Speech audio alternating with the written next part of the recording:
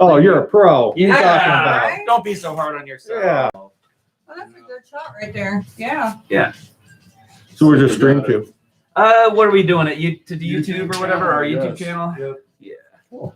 So, Eventually, when we have a little bit more upstream, we'll try doing it on Facebook and YouTube. yeah. Right now, our internet service yeah, doesn't bandwidth. keep up real good. What are you running for speed? Oh, 5 up if we're lucky. Ooh, 10 yeah. up if we're not lucky. Ouch. Mhm. Down super fast. Yeah. Really? But see, you got to keep in mind that when you have a commercial account, it's 4 times as much as Yeah. you're going to have on a residential. Yeah. So, like at the house, what I pay for mine to have 200 down, 100 up is what we have to pay for that. Jesus Christ! I'm supposed to have. Of course, I live in. Are we live yet? Yeah, we are. Okay. But I Yeah. better not. Don't say the combination to your safe right now. No, I better not swear. Make sure you get out your home number. Live Right, on, yeah. Live on the air. Oh, yeah. My social security number is. It was more like F and S. Uh-huh. Yeah, mine is like, oh my God, I'm lucky to get 5 megs, Yeah. 5 megs up, down, and Did Jimmy give you the AirPods? Yeah. Okay.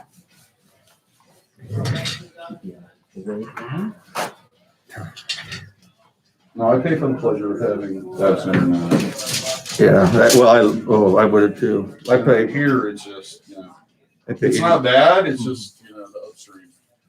$80 a month just for what I've got because I live in the country and Yeah, I'm the same way. My internet really for the first 5 years was really not even worth having. It would go in and out so much Yeah. that I couldn't stream anything really. I could check internet, I could send texts, stuff, or check mail and stuff, but any heavy lifting at all, it was like, nope. and I've got I have to do satellite internet. Yeah, that's my old man uses too, and it's expensive, isn't it? Yeah, and I started with dial-up. Mhm.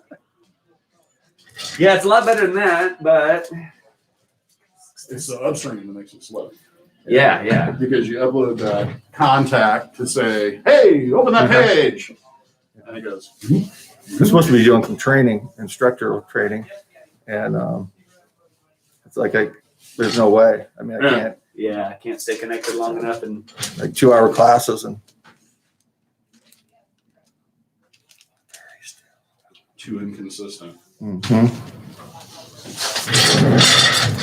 No, I'd love to stream from home, but Oh, kind of. and anymore. That's what I spent. nobody wants to see you sitting on the couch No, picking your nobody nose. wants to. Or, sucking at Call of Duty. Right? Yeah, it's like I don't know if I do anything This interesting. is what I'm watching on Netflix today. I don't do anything interesting enough. Perfect. That doesn't stop a lot. I like that. You ever do one like this? Huh? You ever do one like this design? Not like this, especially not with the canine on the top. I think that's really cool. I'm a dog lover, so Oh, me that's too. right up my alley. Hey, Alan, is that your Subaru out there? No, I parked over Okay. there. Just checking. The lights are on. Oh, thank you. No, it's I had 3 German Shepherds. Right on. My mom actually, when I was a little boy, bred German Shepherds. Mm. So I was around them a lot, but I was really little. But I remember the pens in the back, and we had several, and I don't remember how many litters I remember having, but yeah, we had German Shepherds around quite a bit. My daughter breeds Labradoodles. Oh yeah, Sister's got one of those. And like, holy crap! right. And A so little she, different than a German Yeah. Shepherd, yeah. she does Labradoodles, and God, what is my son-in-law in Tennessee? Uh-huh. He and his wife run a basically a dog training.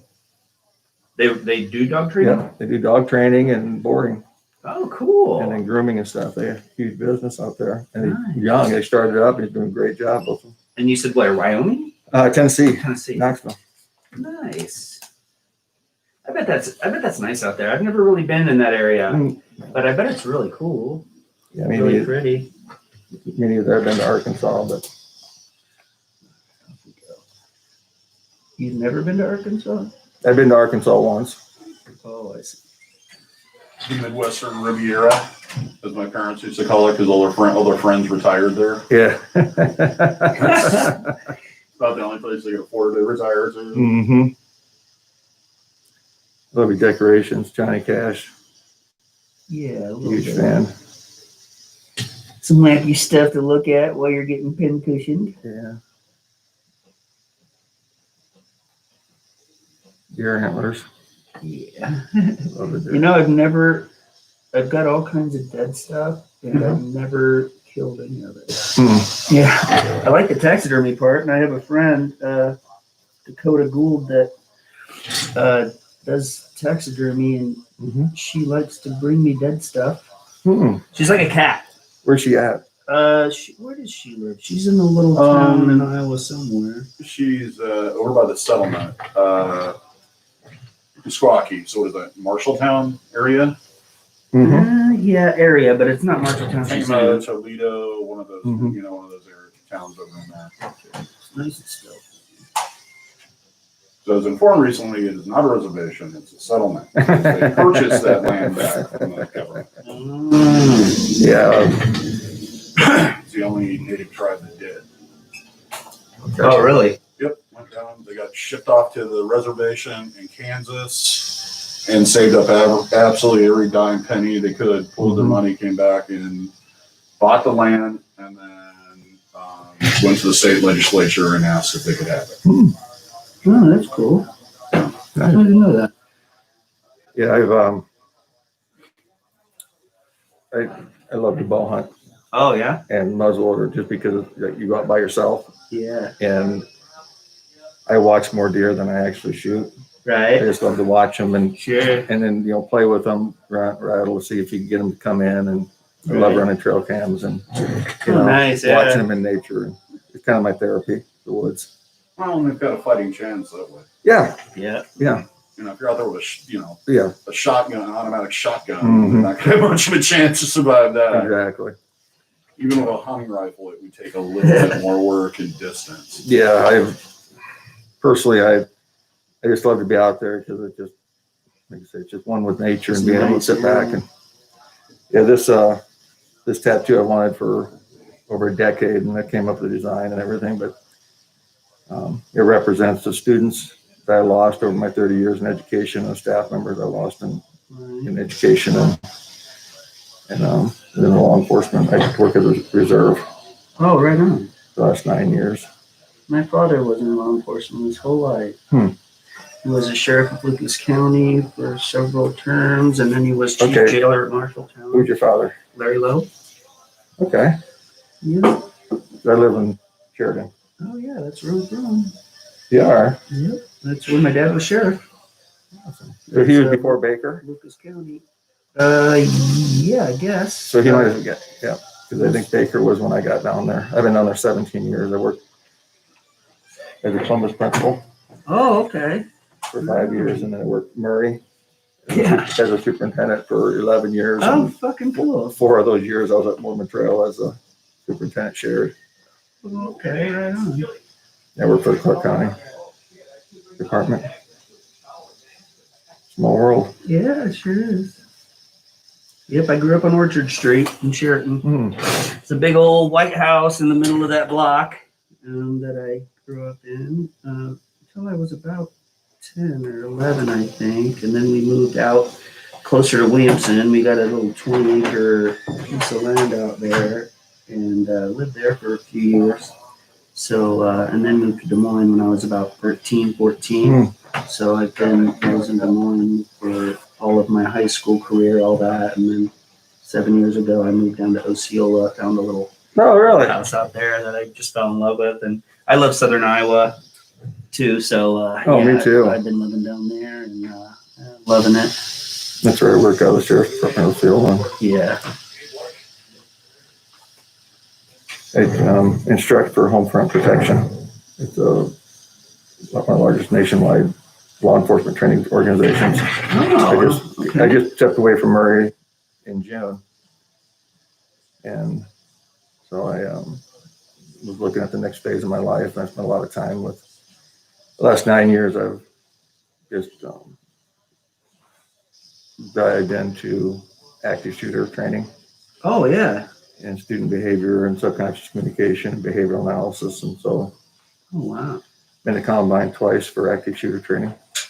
No kidding. Mm-hmm. Wow. That's It's a- exciting stuff. That's kind of fun. That's gotta be, that's gotta be kind of a neat job. Yeah, I'm just getting started. There's some webinar classes I'm putting together, and Right on. there's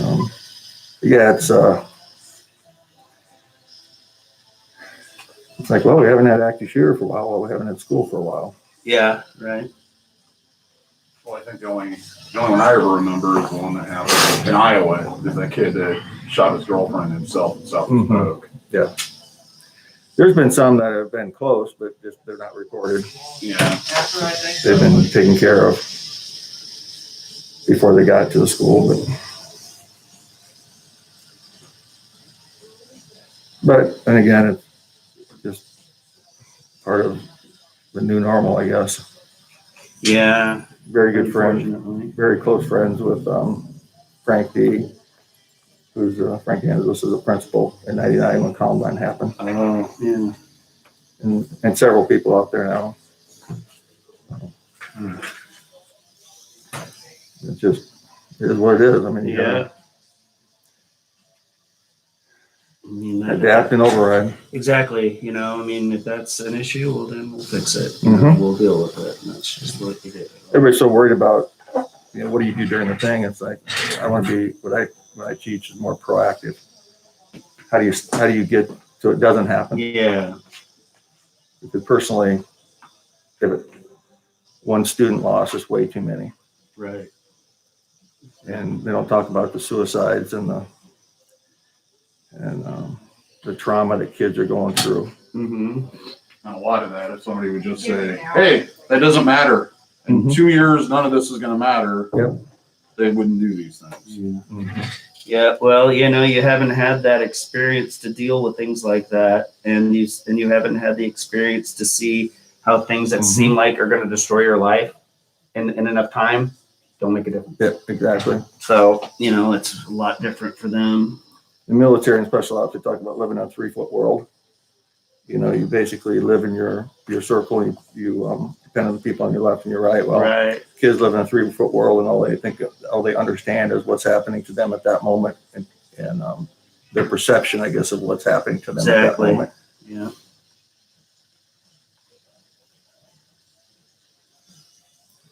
Yeah, everything is life changing, supposedly, or feels like it at that age. Mm-hmm. Yeah, I think I'm up to over 1,600 hours of training in the last 9 years through the federal government. I volunteered for, went to. You learn something different every time you go. Oh yeah, I'm sure. And I'm sure that kind of stuff is always evolving. And Oh, it is. Adapting. It is. changing. Stuff that I learned 9 years ago is out of date. Right. Yeah, tactics change, threats change, all that. Mhm. And so it's a constant. It's just like a strict game of the game they play on their Xbox or PlayStation or whatever. It's like a video game. Yeah, gotta think ahead and Yep. be there before the bad guy. Great training. And a lot of misconceptions or misinformation came out of even Columbine back in '99. They talked about being trench coat mafia, which they weren't, and how they were after they were targeting the jocks, and it's like they weren't. I mean, it wasn't an active shoot. It wasn't a targeted shooting. It was just an active shooter. They were just going to kill as many as they could. Yeah. There's also information that came out of it, just how many people visit that school, try to visit that school every year, that are just obsessed with them. Really? Oh yeah, they had girls that have changed their names and said they're married to them. It's just, yeah, the stuff that if people knew, if it was reported, the stuff, they would just be. It changed. Yeah. Craziness. Believe in the situation at the shooting at Sandy Hook, Mm-hmm. when they got into the house, there was all kinds of stuff about Columbine that he had researched. There's actually, there's a video kind of question to this on the live streaming, but there's a video game that you can play. Yeah, you know, And you're the Columbine kids. Massacre. Yeah, you're the kid, and that's how sick it is.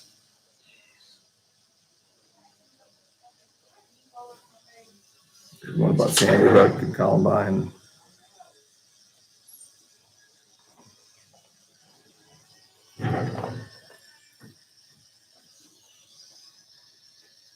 How long have you been doing this? 27 years plus. Yeah. Started back in 97 or 93. Opened the shop in 97. Here? Skin Ktichen, yeah. We opened, this is our third location. The last location got burnt down. It was part of the big bowling alley down the street, and it caught fire. And the firefighters, when they were, putting it out, all that water ran down into our shop and flooded us out. So thank God the fire's out, right? The hoses and the guns. Yeah. So we moved here. We opened up right at the beginning of 18, and it's been going on here.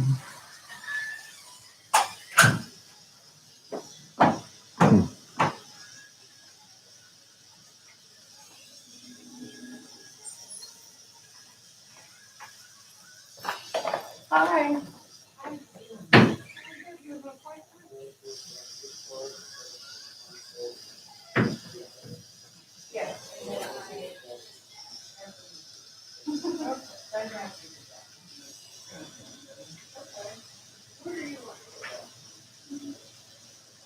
Yeah, I was looking at, I don't know who did the ones that in the book, but man, they were incredible. Awesome.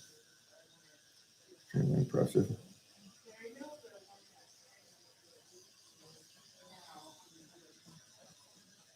Yeah, I should have, I'm sorry, I should have come.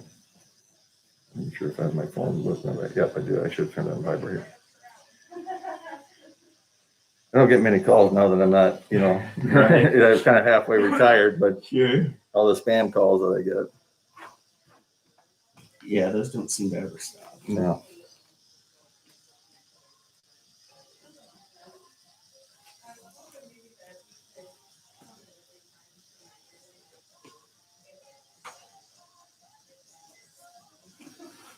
Oh. Would you book 5 hours or? Yeah, I think I've got you.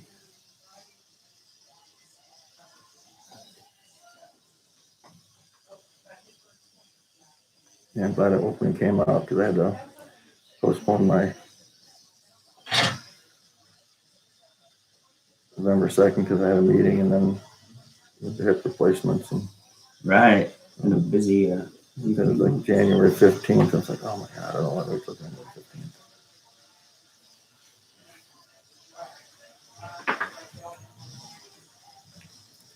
When you want to do something for so long, it's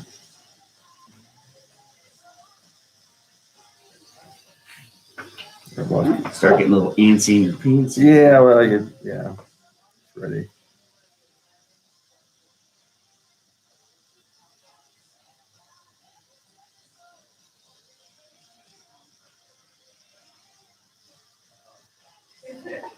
And Natalie just said that this is cool. It helps with her anxiety about getting tattooed. Oh, good.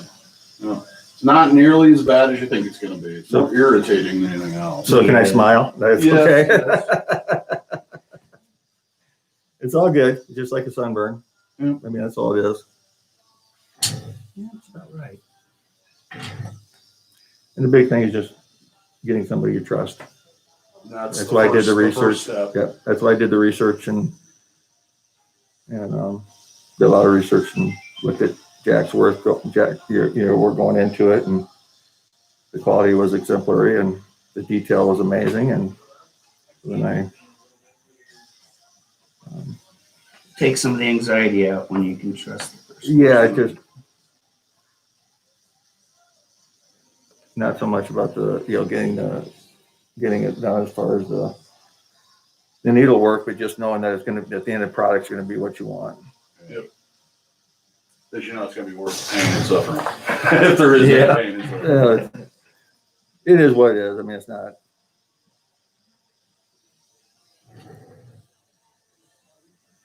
There are some clients that look forward to it. Yeah. Okay, so I maybe not look forward. I look forward to the end result. I don't look forward to the pain going into it, but you just ignore and override. And when you get done, you have something that's permanent, something that you're proud of, and I like them because what I have is it's symbolic. Yep. You know, like I said before, it represents the students that I lost to suicide and car accidents and the illness over my 30-year career and the staff that I've lost over that time, and also the law enforcement brothers and sisters that have went down the line of duty. And so it's something I look at and I remember, so I'll never forget. For sure.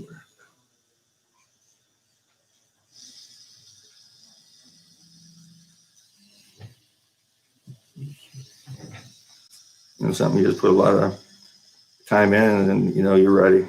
It's like I often tell people, they're like, I don't know when I should get this? It's like, you'll know when the time is right. And generally, like me and Jack often joke about being like cockroaches. We're never going to go away. We've been through too much so far. We're definitely going to probably be here for you. Well, yeah. Or that artist is going to be there for you, depending on where you're at in the world. Mm-hmm. And just say, when it's the right time, what you want. It's not a spontaneous thing. It's like, oh, I think I want, not that people don't do that, but they might regret a little bit. Knowing the right place on your body for future employment and for future things that you want. I counsel, but over my years, kids are, they're 18 or the staff, and like, it's just, what do you want to do? And not that it's not socially acceptable, but there's. It really depends on the career. Exactly. I get into this debate on the channel all the time. Mm-hmm. Because of one that we did about hand tattoos. Yeah. And it's like, well, yeah, if you're going to work as a truck driver for the rest of your life, or you're working in construction, not going to probably be a problem. Mm-hmm. But if you plan on moving up into management someday and get off, beating your body up and working super hard, you may have some issues. Yeah. Now, hopefully by the time that happens, society's opened up a little bit more to it, but there's no guarantees. And it's normally not it may be the employer, but it's not the employer, but it may be the person coming in that has that perception in their mind or stigma in their mind, which is totally, I think is wrong. Tattoo doesn't make a person or break a person. It's who they are inside. Yep. And it's a way to express themselves. And it just, and I think the culture is getting more acceptable to them, which is great. You might not want to get a whole half a face like Mike Tyson did, but I mean, that's just, I'm just saying, maybe you do. Still for me. I'm sorry. Yeah. I like to talk with my hands, and I probably shouldn't. Yeah, you can. Yeah, do magic hands while you're eating tattoo.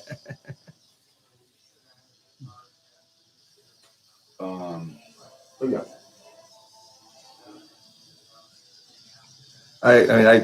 I've hired countless people in my 30-year education career. 24 of those I was an administrator. Yeah. So it never bothered me. I don't look at that. I look at who they are, find out who they are inside.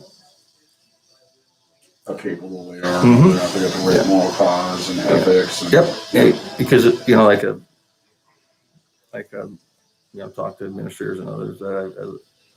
I don't look at who they are on paper. I look at, do you love kids? Are you dedicated? Are you loyal? Are you committed? Is this going to be a passion of yours, or is it going to be just a job you show up because kids deserve better? Yeah. And I can teach you how to do the curriculum, or I can get you resources to do the curriculum and the teaching strategies and best practices. But when it comes down to it, if it's not a calling for you and you don't love what you do, either you're not going to make it very long, or the kids are going to suffer if you try to make it, Yep. Don't fit yourself to the job that you're in, the job that fits you. Yeah.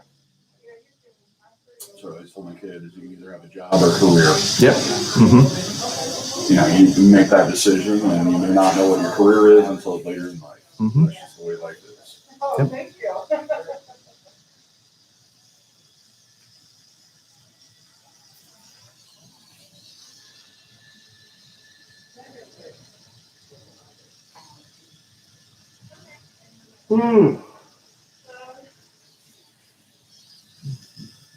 I should have my mask on. Don't want to get anybody in trouble. I can go in a hole. You know, it's interesting because maybe I shouldn't say this live, but I'll say it anyway. Go ahead. You know, it's interesting because in 30 years in education,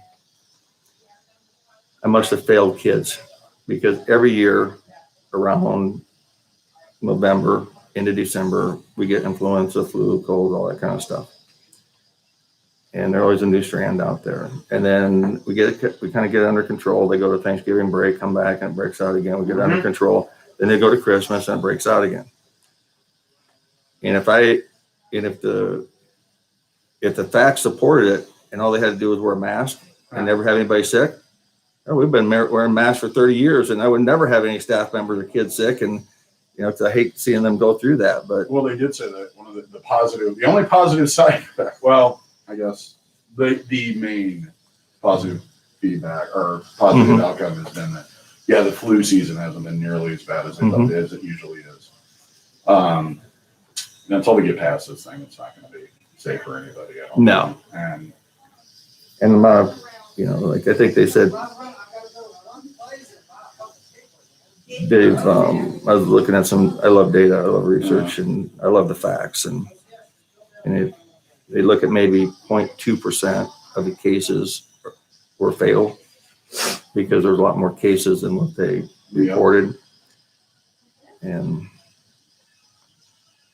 just it attacks certain people. Mhm. It's genetics, it's immune system, Yep. it's your health, it's your it's age, what your health, the condition. pre-existing conditions. And I've only heard of one child that passed away, and that was back in June. And the child had pretty Yeah, 'cause there severe. was like a big scare there for a minute Yeah. that somehow it was going to attack the kids and it was going to be worse than it was for the adults. But they had that child had a lot of pre-existing conditions. And Yeah, it's not nearly as bad as the Spanish flu, though. Not nearly as bad.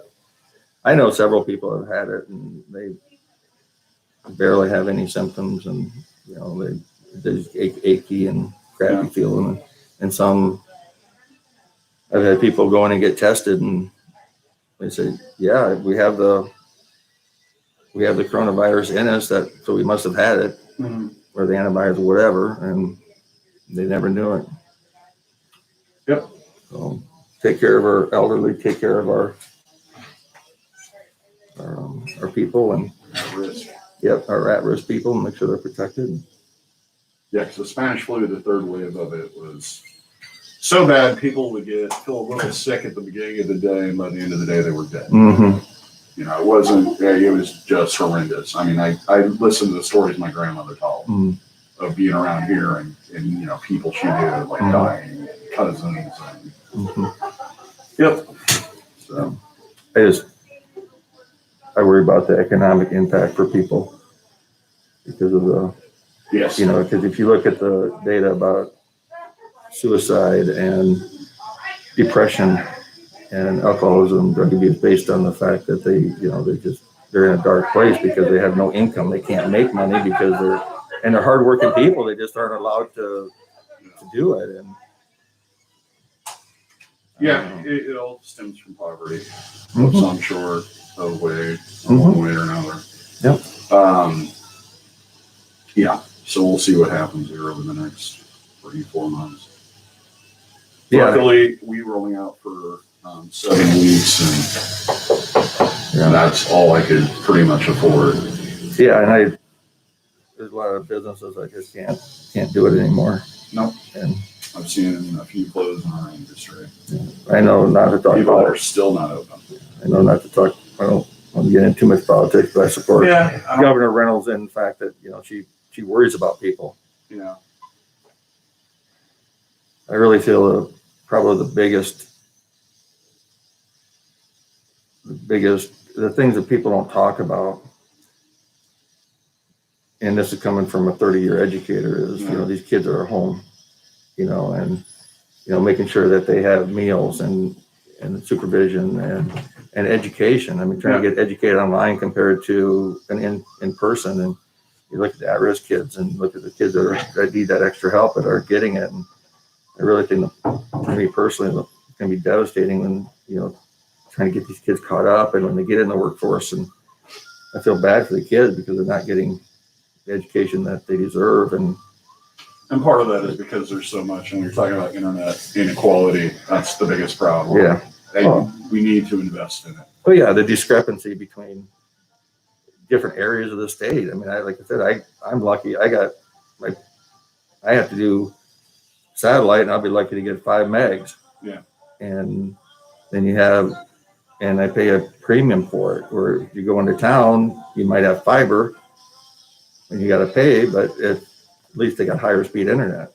And it's reliable and on all the time. And I worry work. about weather patterns. Mhm. And you work in high poverty areas, like I've always have. They can't afford it, and so how do they get education? So.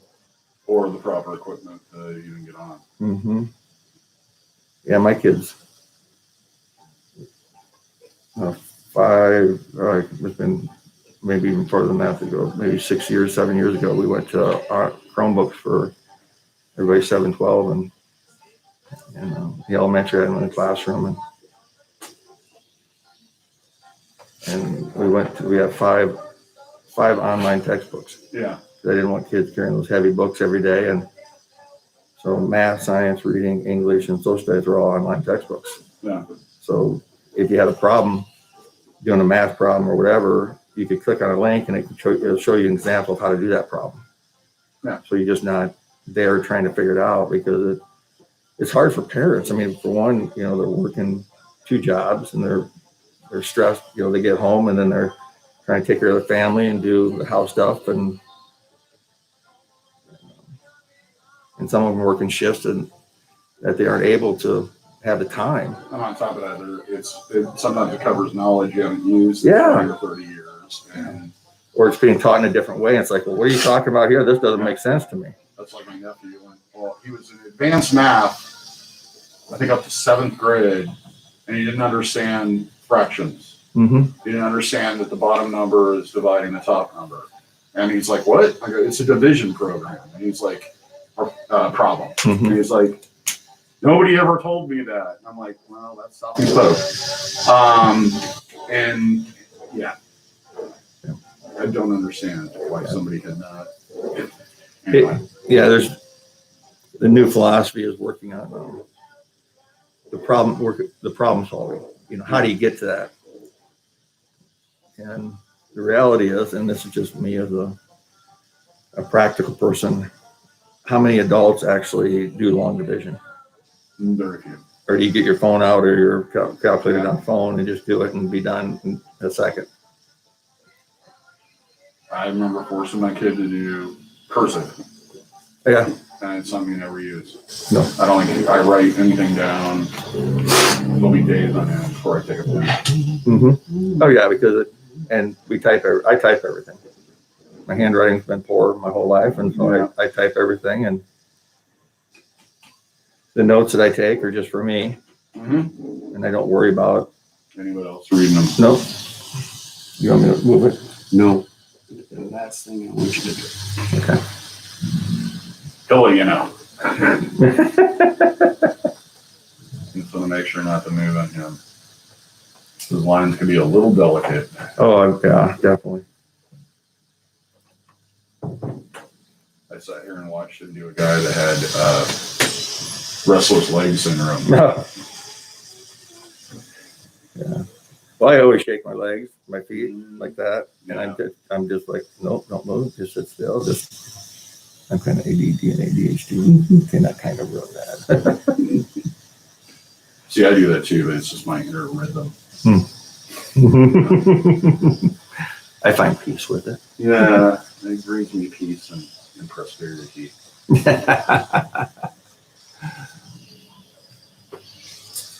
Looks like the blankets came, so I'm gonna go check those out real quick. Oh, they decided to deliver them today, huh? Yeah. The post office is incredible. At least our postman is.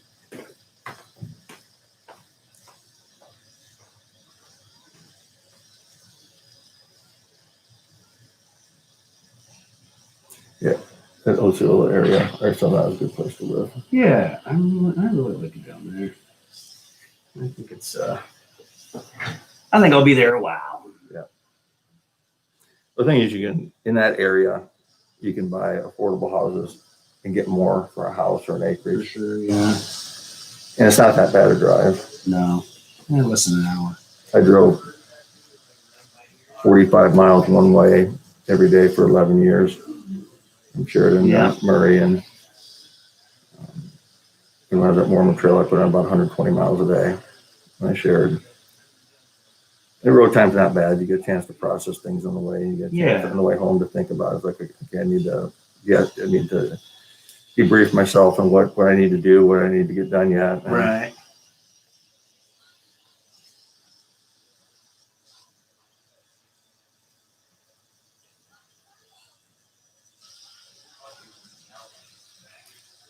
So when you moved to Des Moines, did your dad stay in law enforcement?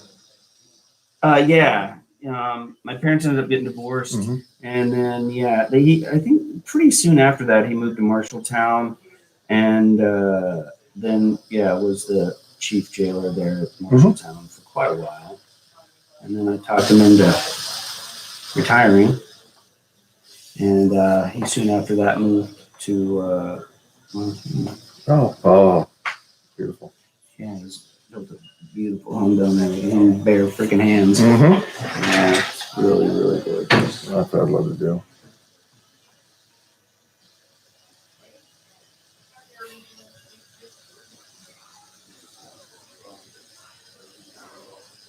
It's out in the wilderness, nobody around. That's what my dream would be. Mm-hmm. Have about 200-300 acres and build a house and just don't spend every day in the woods. Yep, that sounds pretty okay.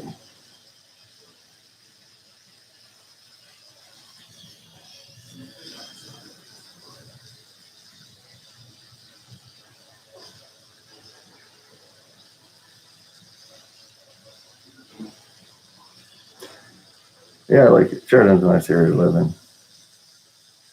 Yeah, I agree. A little golf course and park and recreational stuff. And Yeah. you're close to Des Moines. I think it took me an hour to get here. Right. Good roads. Mm-hmm. Yep, I just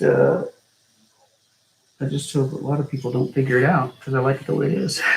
That's right. Yeah. I should be saying how horrible it I is and know. don't move down there because I don't need to be overpopulated. That's what I do when I'm out traveling and where you're from comes up and they're like, Iowa, huh? Mm-hmm. What's that like? And I'm like, yeah, pretty much what you think. Bunch of farms, kind of smells like pigs everywhere you go. Cornfield. But it's home, Yeah. I mean, I like it. And they're always like, oh, yeah, I get that. Like, stay away. I've been to Chicago. I know what Des Moines could turn into, and I don't want it to. No, exactly. Yeah. I was up in, I grew up in northern Iowa where everything's flat and farmland and, you can see forever. Quite. Sure. I've worked in, I started out my career in Villisca. Then I went back to northern Iowa and spent years at West Hancock and North Springs and moved down to Sheridan. And I just love the hills and the trees. And Me as well.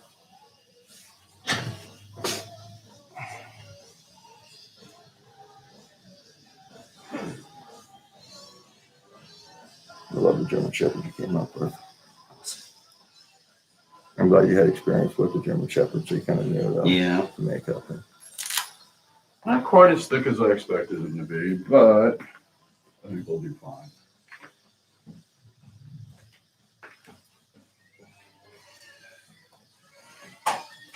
it wasn't your typical administrator going through.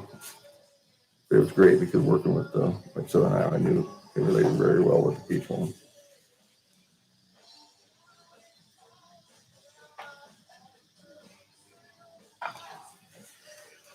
You do something wrong. Just try to be still as you can. Every little movement, even when you move your head, these little jiggles, it's just, Gotcha.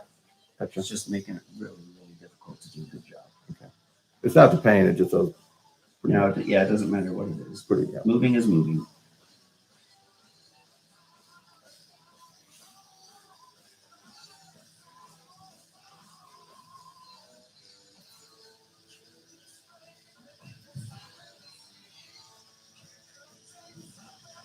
you can strap my arm down. Yeah.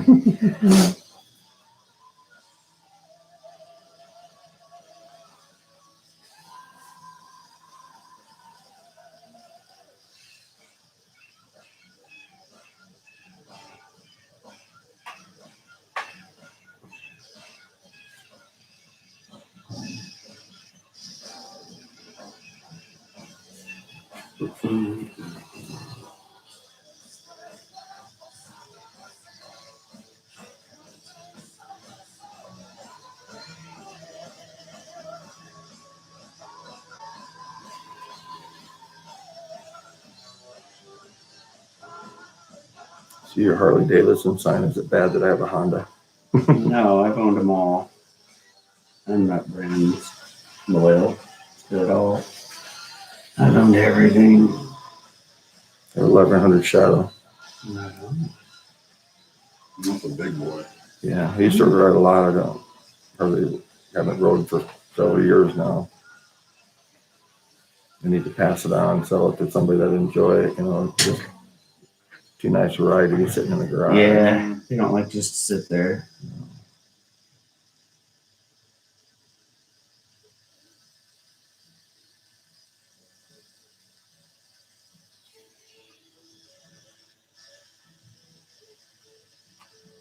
About half done. About done with the initial outline here. Moving pretty fast then. Oh, he's quick. Yeah.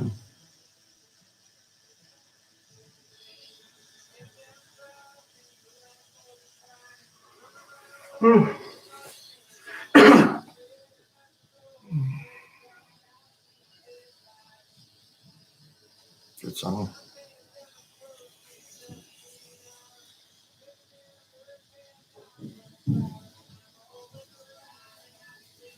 Yeah, that's the downside of the live stream. You can't have music going. Mm-hmm. Dang it. Oh yeah. Can I move my hands going to sleep a little bit? They come in and want their king money. Yeah. Yeah. Royalties. Oh yeah.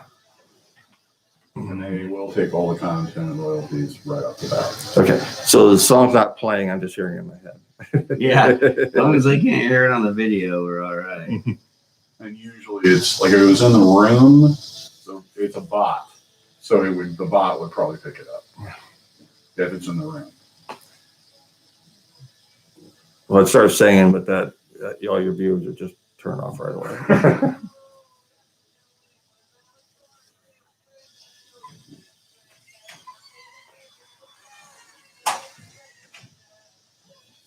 So how long have you been live streaming? We've done a few in the past. We just got the switcher about a week ago, or a week and a half ago. So this is our second Saturday in a row doing it. So it's just trying to figure out the ins and outs of it still. So where do you find it? Huh? How do you find it to watch it? Where do you go It's to? our channel's Body Piercing and Tattooing. Okay. Yeah, on YouTube. Yep, on the YouTube. I'll check it out. Yeah, we post about 5 to 6 videos a week right now. And that's a phenomenal way for people to, to research and find the artists that they. Yeah. I mean, it's about the artwork and it's about the personality and at ease. And because some people, it's nervous for people to come in and don't know what to expect. Well, and we do most of our videos like we're having a conversation with our clients, so kind of gives them an idea of what your personality is like, what they can expect. Yeah. But yeah, most of it's information, especially the piercing side. I don't think I'll do that today. It's not for everybody. DaVo, Yes? I don't think I made coffee. I think I made mud. No, Oh, that's the best way to have it. I think I screwed up again. I don't know why I can't figure out the stupid French press. Why? What is it? Is it just I too don't know, strong or I don't know. I might have over. filled it No. or over pushed it? Over grinded it. Okay. Yeah, you want to kind of a coarser grind. Yeah, no. I Yeah. powdered that shit.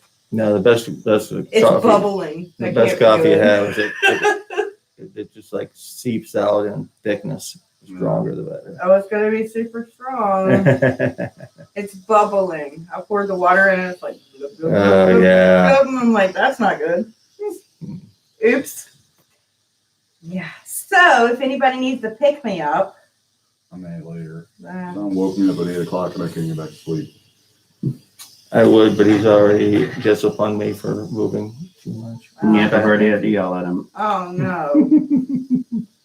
Next is the Jack, war. be nice to your client. Well, I am. I'm trying to give him a great tattoo. Should I just let him keep moving? And then when we're done, he looks at his tattoo and goes, "Well, that looks like shit." And I go, "Well, you were moving the whole time." And then he'd be like, "Why didn't you tell me not to move?" And I'd be like, "That would have been a good idea." So now I don't have to go through all that. He's very, Okay, so he's you very just kind knocked and some steps gentle out. with me. Yeah. I only cried for 20 minutes, but that's fine. That Yeah. sounds like one of those relationship style arguments. Yeah. We might have to go to counseling. You're only making things harder on yourself, you know.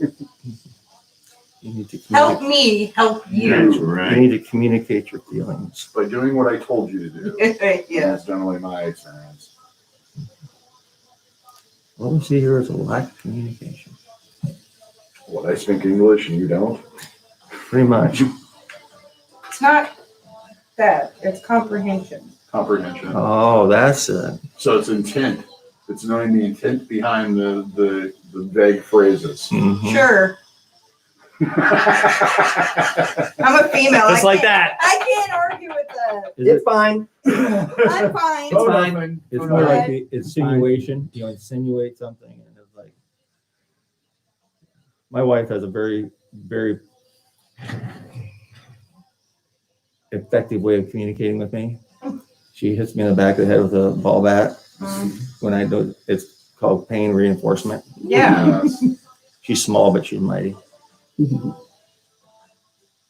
Okay, just for the viewers, she doesn't do that. Yeah. She's So a, you don't get home and your wife's You getting know, wrapped up in I can't handcuffs. believe you told people on the internet that I beat you. That's a secret. I had a, when I was at Murray, they came to me and wanted me to ask me if I'd do a podcast, Yeah. like a 4-minute podcast. It was on multiple times a day. I said, yeah, if I can be myself. and I said, okay. And so I'd always make fun.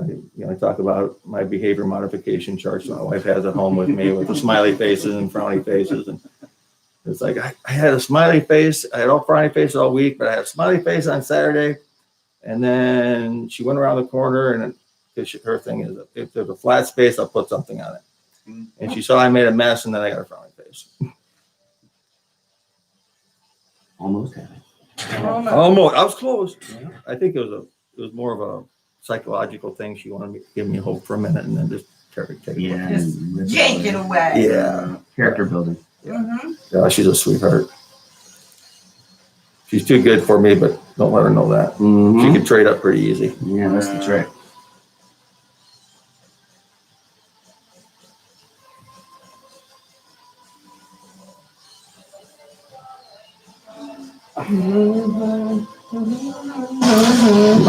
My son lives in Minneapolis and he just got his second one done. Oh yeah. Let's see how this mud turned out.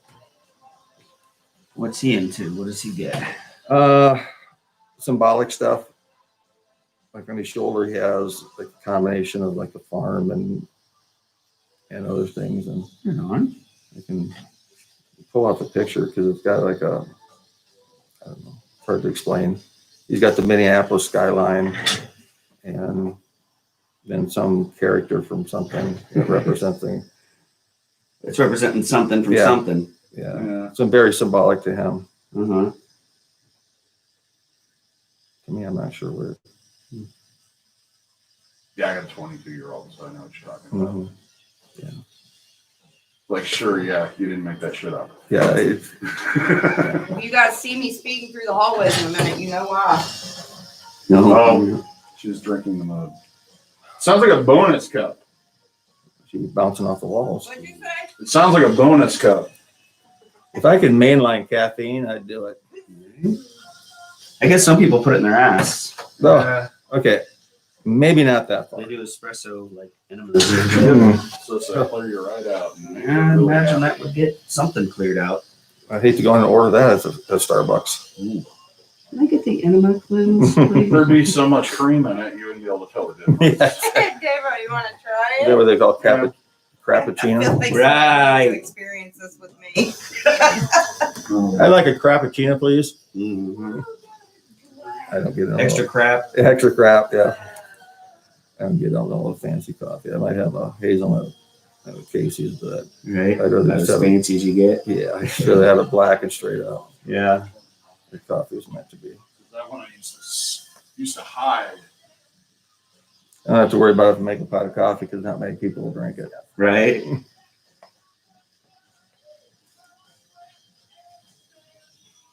It's a little chewy. Yeah, that's what it's supposed to be.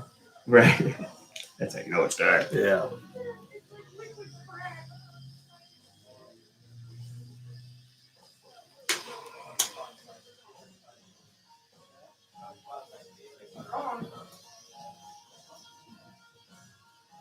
Wow. It's not normal, but it's strong. Beautiful. Chewy. A little chewy. Just it's got some thickness. A little chewy. When it comes to food and beverages, my standards are pretty low. Yeah. I don't. I tend to be particular about what I'll drink. Yeah, my taste palates are pretty simple. I've always been attracted to bitter things.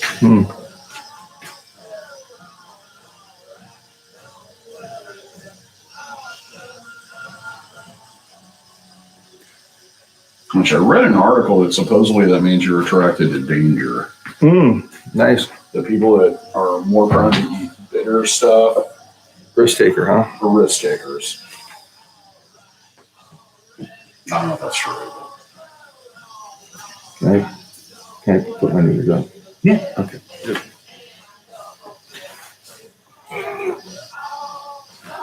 Stiffen. I've had both hips replaced within the last 7 weeks, and first one was done 7 weeks ago, and my second one was done 3 weeks ago. Yeah, just say the word if you need to, stand up for a minute and stretch or whatever. It's no big deal at all. It's all it's part of gig. Just give them one. Yeah. That's all any artist ever asked. Yeah. All of a sudden, you got a mark that goes all the way through the chest. You're like, Yeah, you gotta be freaking kidding. That ruins both of our days. Trust me. Do you do many cover up? Lots of cover ups. Yeah, that's what Yeah.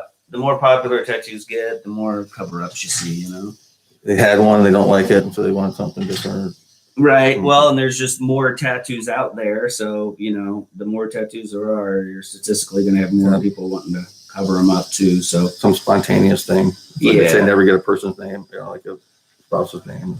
right. Unless it's a child. Exactly. Child, mom, or parent. Mm-hmm. Because I can guarantee you that relationships. What's funny about the name thing is it's just my experience. Usually it's at the tail end of the relationship these people go to get the. It's kind of a hold it together a little longer It's anyway. like the- Hail Mary. Hail Mary. But look how much I love you. Yeah, commitment. Look how committed I am to you. I don't even like your sister. It was just a one-time thing. I thought it was you. Sisters. Now, which argument you're talking about? Yeah. And how much time you want to use to unwrap that. Yeah. How many sessions is it going to take?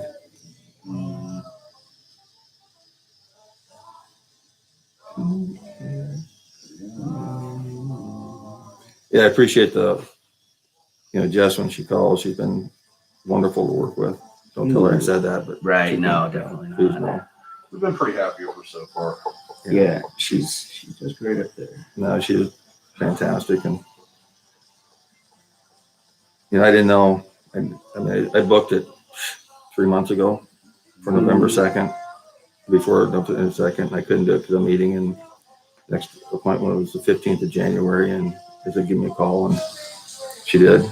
But it was, the first one wouldn't work because it was like 2 days after the surgery, first surgery, and all about today, and it's like, I'll be there. So, come on, 2 o'clock, and hey, 1:30 work. Can you come at 1:30? You betcha. All about the time. Anything, make it.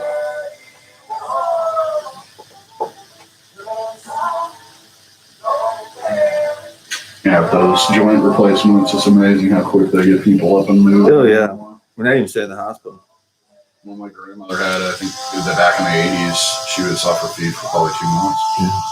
I went to, my last 6 have been at Capital Orthopedics and here in Des Moines, and they go in and they always try to, they give you all the options, so don't push you into anything and go home the same day, which I like. Do you get the porcelain or the titanium? More cost effective. Mm-hmm. Got a little grease zerk there, so I can grease it. Yeah, I think eventually that'll be their port. Mm-hmm. Amazing what they can do. Same as my shoulder replacement. Heck, I went in at 12, got out at 5, went to Murray, had a board meeting at 6:30, went through the board meeting, got home about 10 o'clock. Pretty amazing. Pain is irrelevant. No override.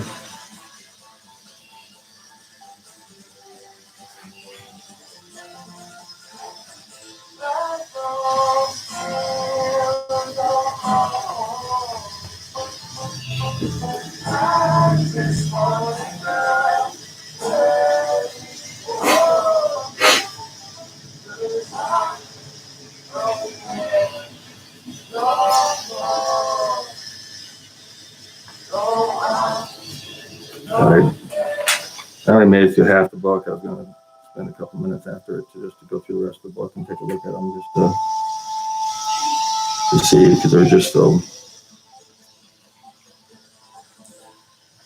Oh, the tattoo. Yeah. It's portfolio.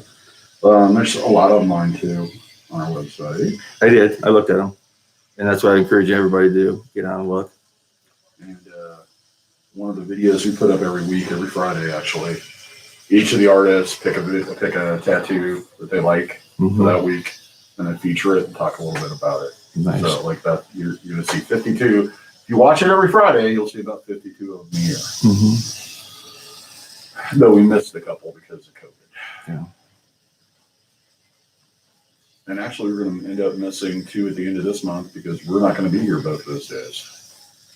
Christmas and New Year's is on a Friday. Oh, yeah.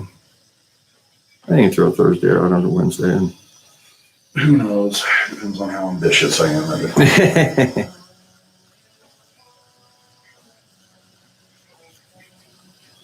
So the first couple of weeks, I actually came in and did videos, or the first 4 weeks. And then, I just got out of the house. I had some issues with the laptop I had, meltdown. So I couldn't have it at home. But I will say this much, they completely refunded all the money after I had it 5 months. Amazon. Here you go, here's cash back. And then I spent even more on this one. That's what I wonder if my laptop, even though it's not that old, it's just if they'll do the streaming to the efficiency that. The biggest thing with these newer laptops is they have a dedicated graphics card. Oh. So you can technically use this for gaming. It in some ways will render videos faster than my desktop. Mainly because it has a better GPU. I just ordered a green screen and a headset for the instruction for home front protection. But we got a green screen. You can actually key on this live. So it'll be something we'll be playing with in the future. But yeah, we got a green screen in the back. We're just redoing our studio area back there now. Excuse me.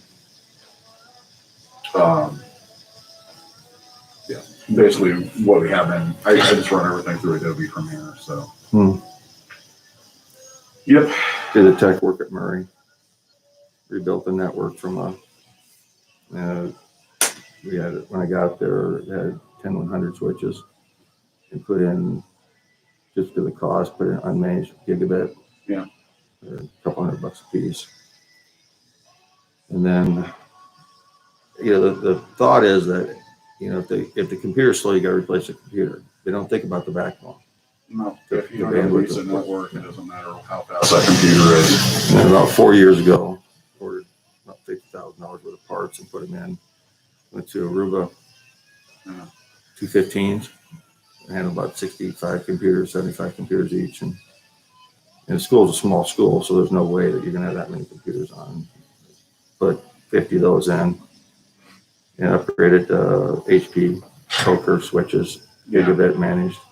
And I put a 10 gig port in the back, which most we could even get into the most we could possibly get is a gigabit. Yeah. Just because of looking 5, 10, 15 years on the road.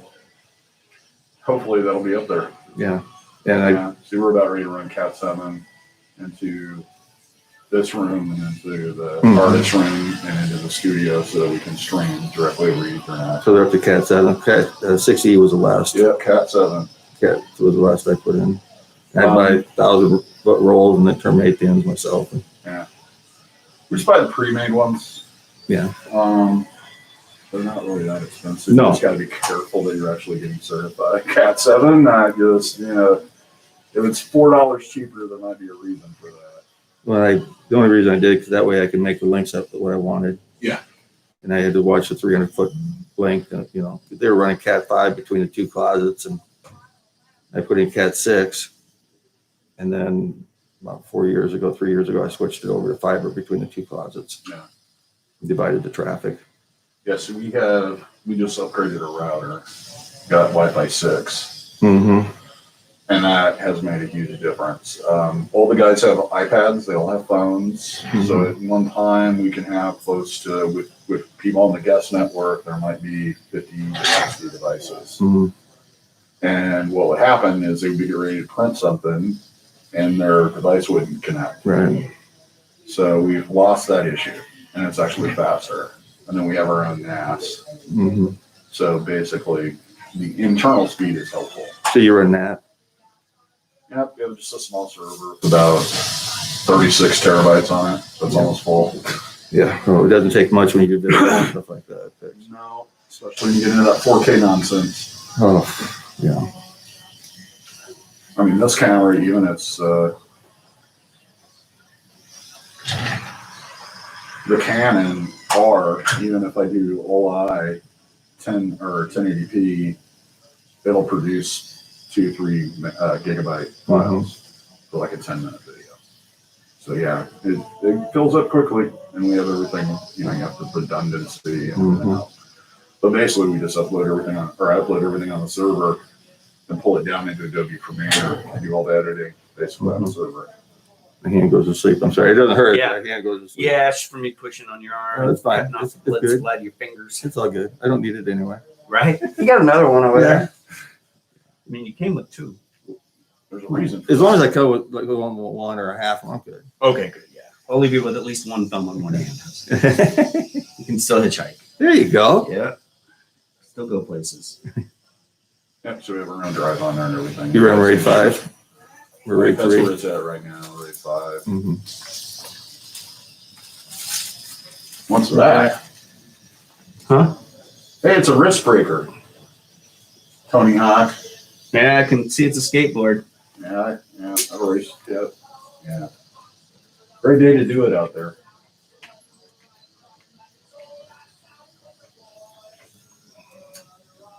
He probably doesn't know that I wear glasses. He's only known me for like Oh, but this is water, by the way. It's not Yeah. vodka. Sure. It's not That's what water, everybody who doesn't have vodka in their water bottle says. Potato hooch. Never been a big fan of vodka. I really No. don't. Me neither. People go on about how good vodka and bad vodka, Oh, yeah. it all tastes terrible. It's what you put in it to make it not taste terrible. Mm-hmm. It's like eating tofu by itself. Oh, God, It's not it's meant terrible. to be eaten by itself. Even when you Something fry flavored. tofu, yeah, if there's too much on the dish, it just overpowers freaking everything. It's like pomegranate. You got pomegranate on anything, you won't taste anything but pomegranate. Mhm.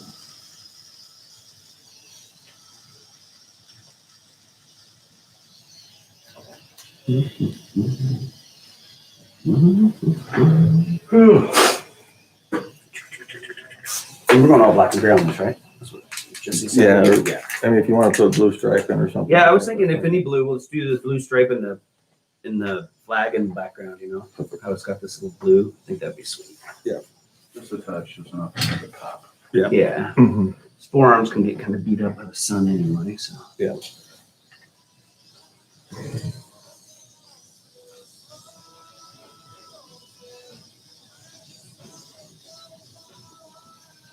So you made a lot of progress. It's not. The left side's done.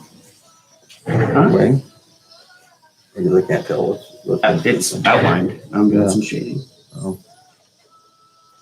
And you booked 5 hours. I booked 5 hours. Better to have too much than not enough. Yeah, that's true. But you don't know if people need to take breaks or. Well, and I didn't know if you were a 465-pound guy or Yeah. a, you know, Mhm. 30-pound woman. Mhm. So it's, and I didn't know if you're going to be one of those customers that comes in here and goes, "Oh, I changed my mind. I want this now." And da da da. And Mhm. It's not a You problem know. for you to completely change that right now. so I like to have extra time booked. It doesn't, cost you anything extra, but it Yeah. makes it so you don't have to wait 3 months to come in and get 20 more Exactly. minutes worth of work done on your tattoo to finish. The only thing I would have added is just the words ignore and override. Ignore and override. Mhm.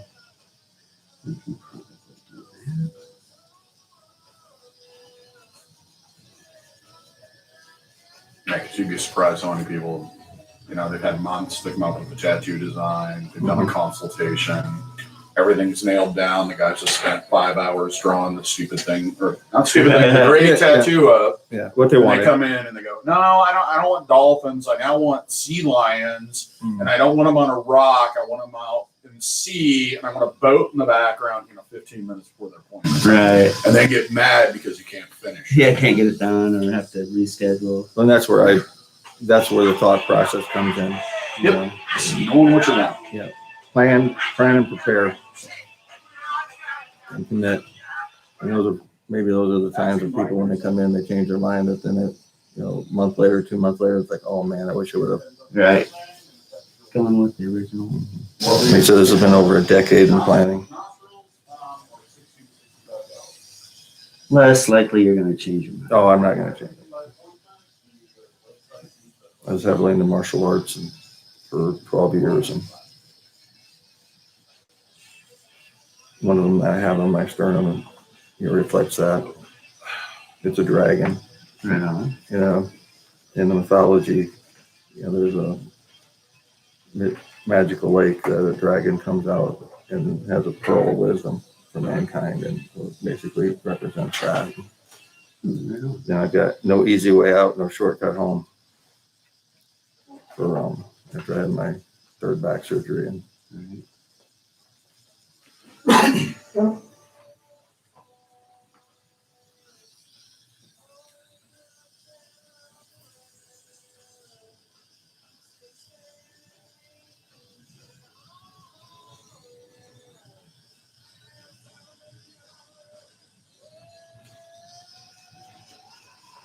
Yeah, that old camcorder's holding out pretty good. Seems to be, A huh? little bit of focus hunting, but not too bad. any more comments or?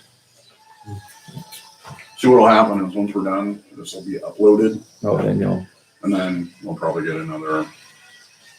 It's been averaging probably between 5 and 10, but once it uploads, there'll be another probably 300-400 views to 1,000 over the next couple weeks. Yep. The more you post, the more views you get. Yeah. And we're still experimenting, so we haven't really set up like a scheduled time that we're going to do this every week Mhm. and exactly how we're going to do the format and stuff. So in the future, we plan on like, okay, this is going to happen this day, this is going to happen this day, and be able to like share and promote it a little bit better beforehand. Well, it's hard during the day. People are working and other stuff, and they can't get access to it. But Yeah, that's what I decided. That, and I like the way streaming Saturday sounds. Catchy. Yep. So I figured Saturday was a good day. It probably will eventually be a pain because usually any other time of the year I'd be piercing people right now. Mm. But Christmas time, it gets kind of slow. Yeah. So this is the perfect time for me to experiment and try to run these things and Mm-hmm. see how to improve it. People are being trained right now with online, basically work being online and everything else. And, you know, I've been a proponent for having, if you're running a business, you have to have an online presence. Yeah. And I've You do. been doing that I've had a website since 98. Mm.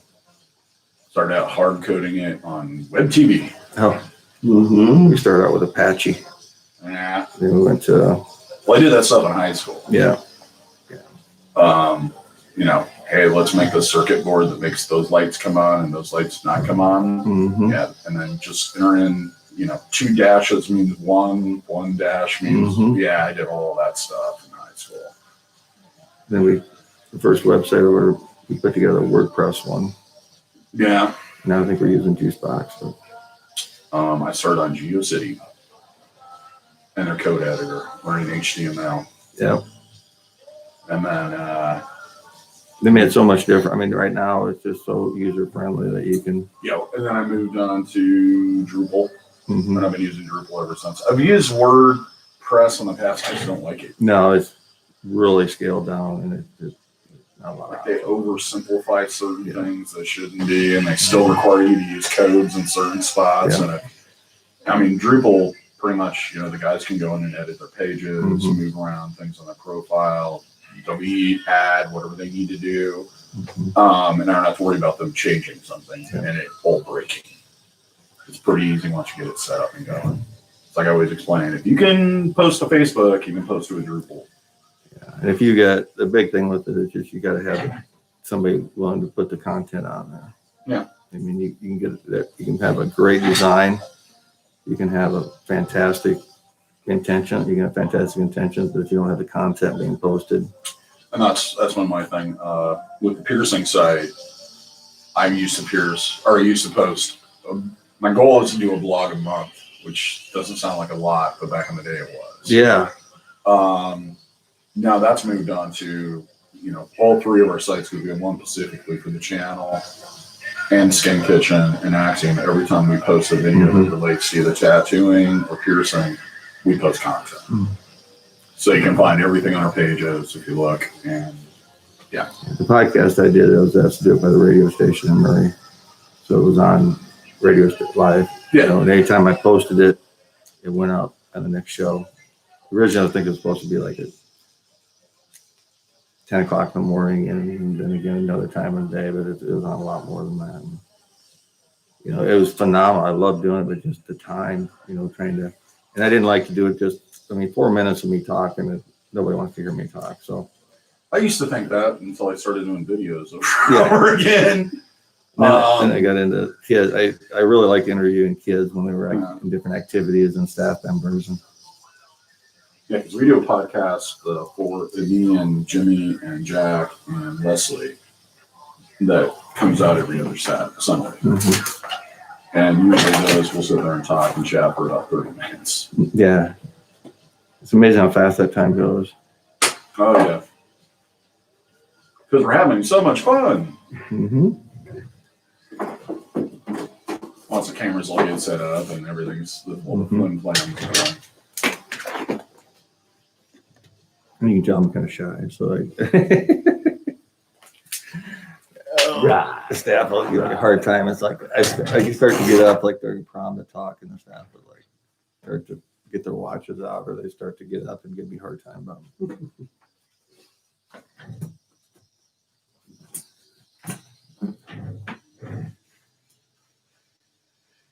So yeah, actually, in a way, streaming is easier. One, it's the setup that takes the longest. Yeah.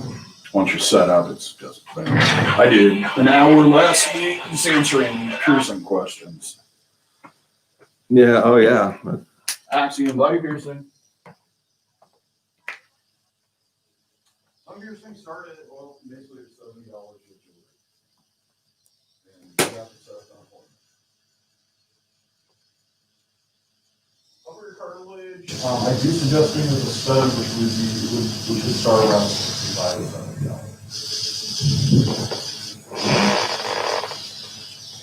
I'm gonna come back in 5 minutes, next 8 an hour. Almost piercing. That looks good, especially when you consider it's just you watching time. I'd rather do this than go to the dentist. Right? Yeah, at least here you leave with a cool picture. Exactly. Yeah, dentist don't get shit.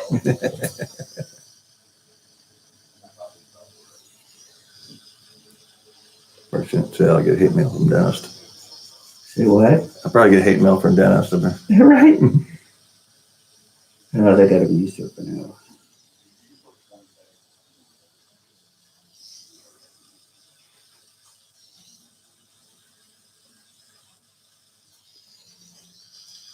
Yeah, before I leave, I gotta get the name of that taxidermist. Yeah, she's awesome. Once in a while, if I shoot a big enough deer, I'll have them mounted. But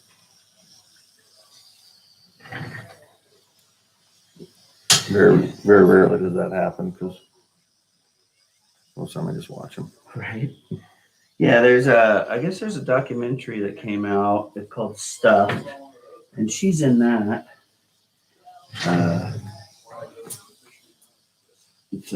Yeah, I think it's like a full-length documentary on it. I haven't had a chance to watch it yet. What's it on?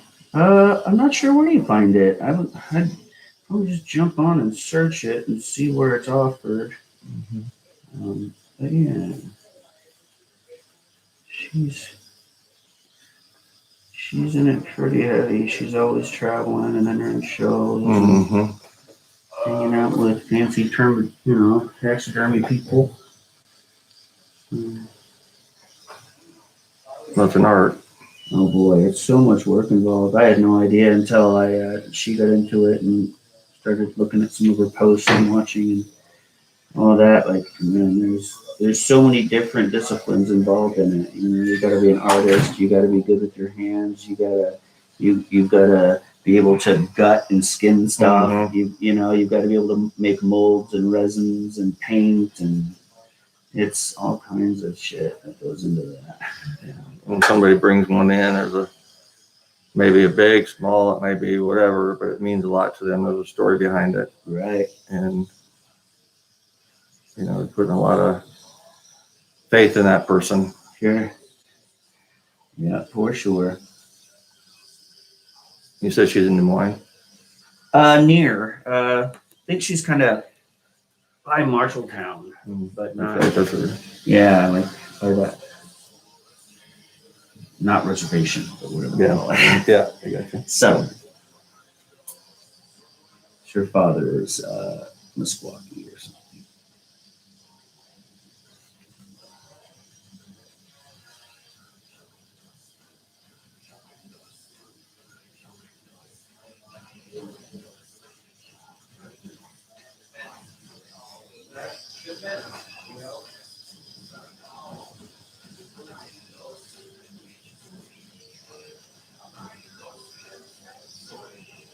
So what are you thinking about doing the blue? And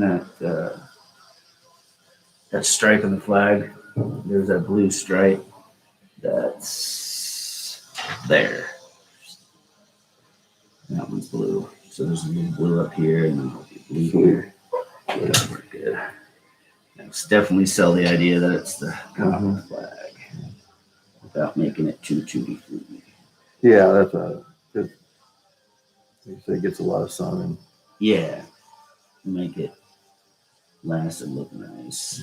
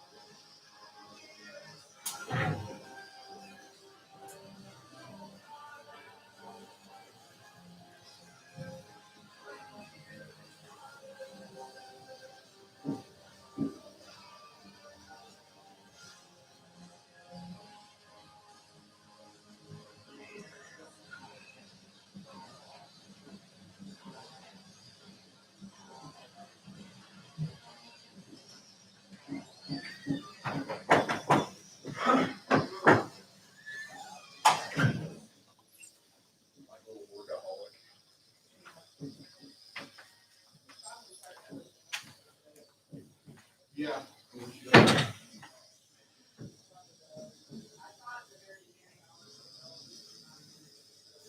I might have to get to a place. I might have to get up and just. Yeah. We'll fade off the bottom of this line. I'm going to take a couple minutes to stretch.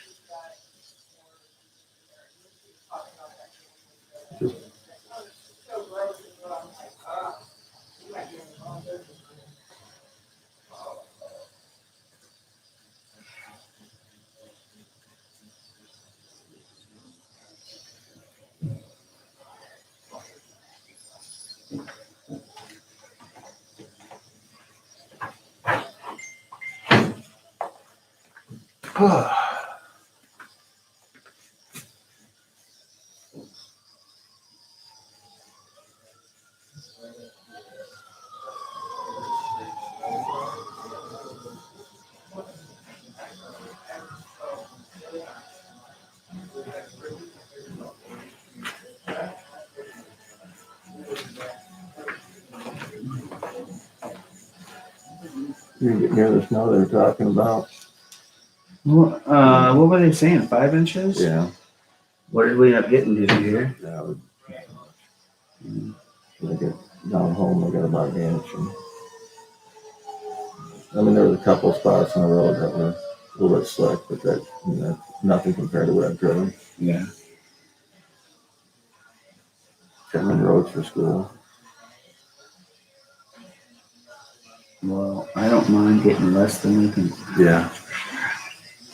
I wouldn't mind just getting it day before Christmas and have it Christmas and then the day after. No. Yeah, I'm with you.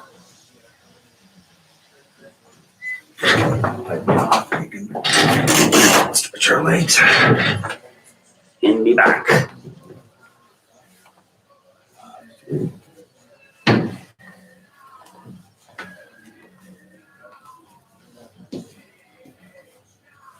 I'll give you a chance to stretch a little bit too. Yeah, my back does not mind that one bit. Just trying to get up and Taking a little bit of a break. Yeah, just gonna stretch your legs. All right.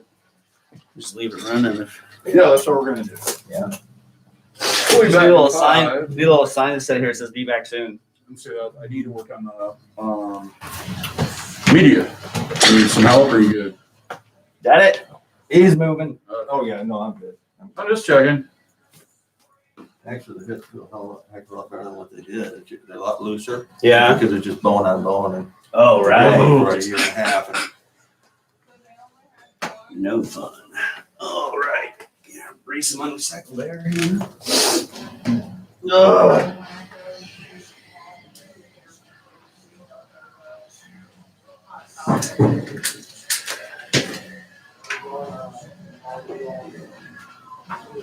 I might as well show up Jack's station a little bit, guys.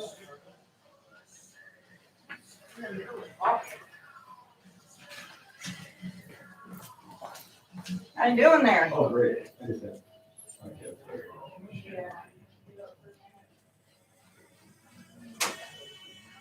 I love the pictures that you guys have done. Well,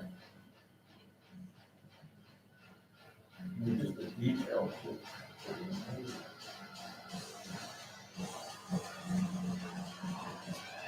I can draw a kick-ass person.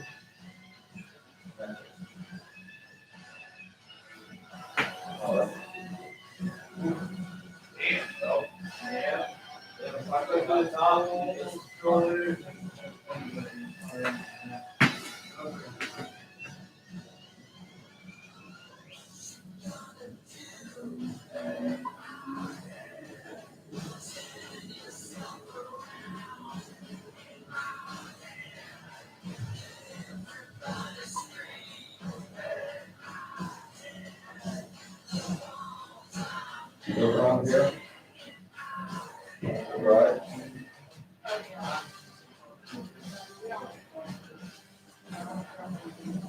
That's what you're saying, is that it's like night and day different for you.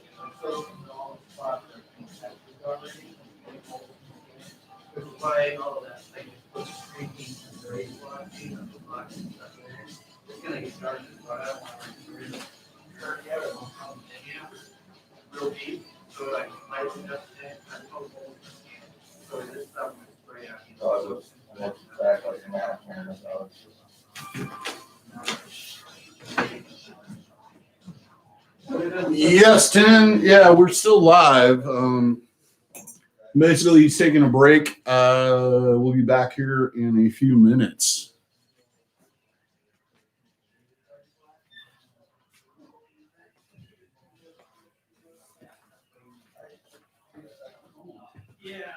Yeah, basically, Jack and the client are taking a stretching break. So give them a few minutes. They'll be back momentarily.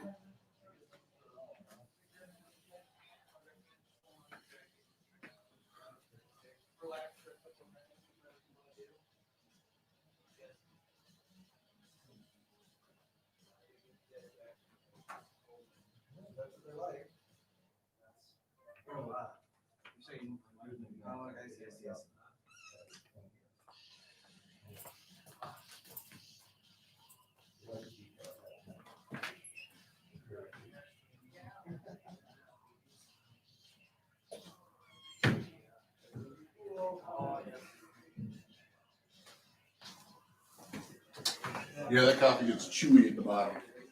Oh, yeah. That's kind.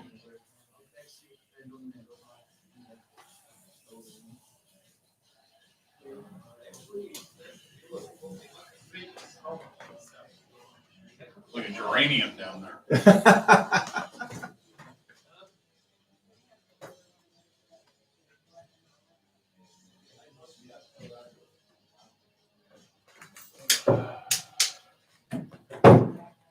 I just can't believe the detail. I mean, Yep. It's amazing what they can do. it's incredible. I mean, I think that's one I got years ago. And just not the detail, not the.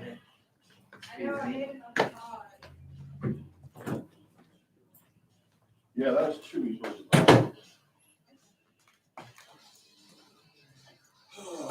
Yeah, they just don't have the most sophisticated palate. All you do is put cream in it anyway. Like 2%.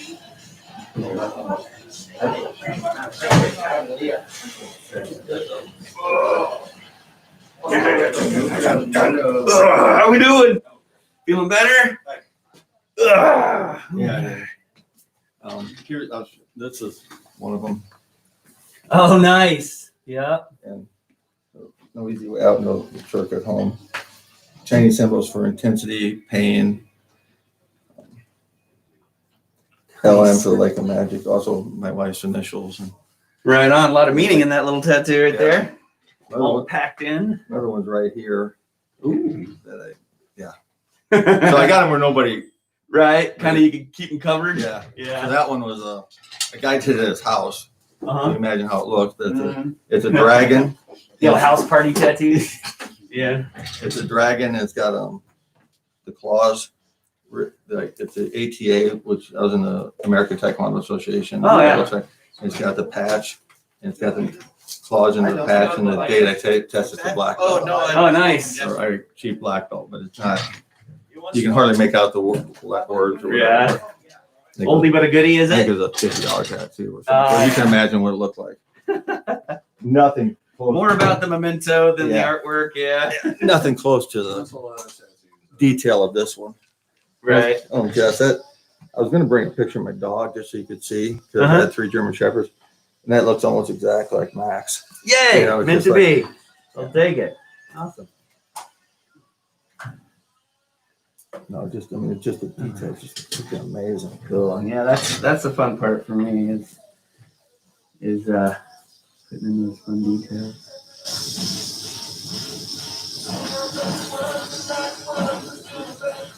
I was looking, I went out and looked at some of the artwork and also looked on the internet, which is great to have those examples on there. Yeah. It's just amazing. Yeah. I feel so lucky to have been able to make a career out of this. Well, it's a gift. I mean, I'm telling Jess, I can draw a kick-ass stick person. Yeah. Unfortunately, not a lot of people want those. There's not a high market for it. Right. Usually isn't. But if I get, if it comes big, I'll give you a call. I need a good stick person guy. I can do the template for you. Yeah, there you go.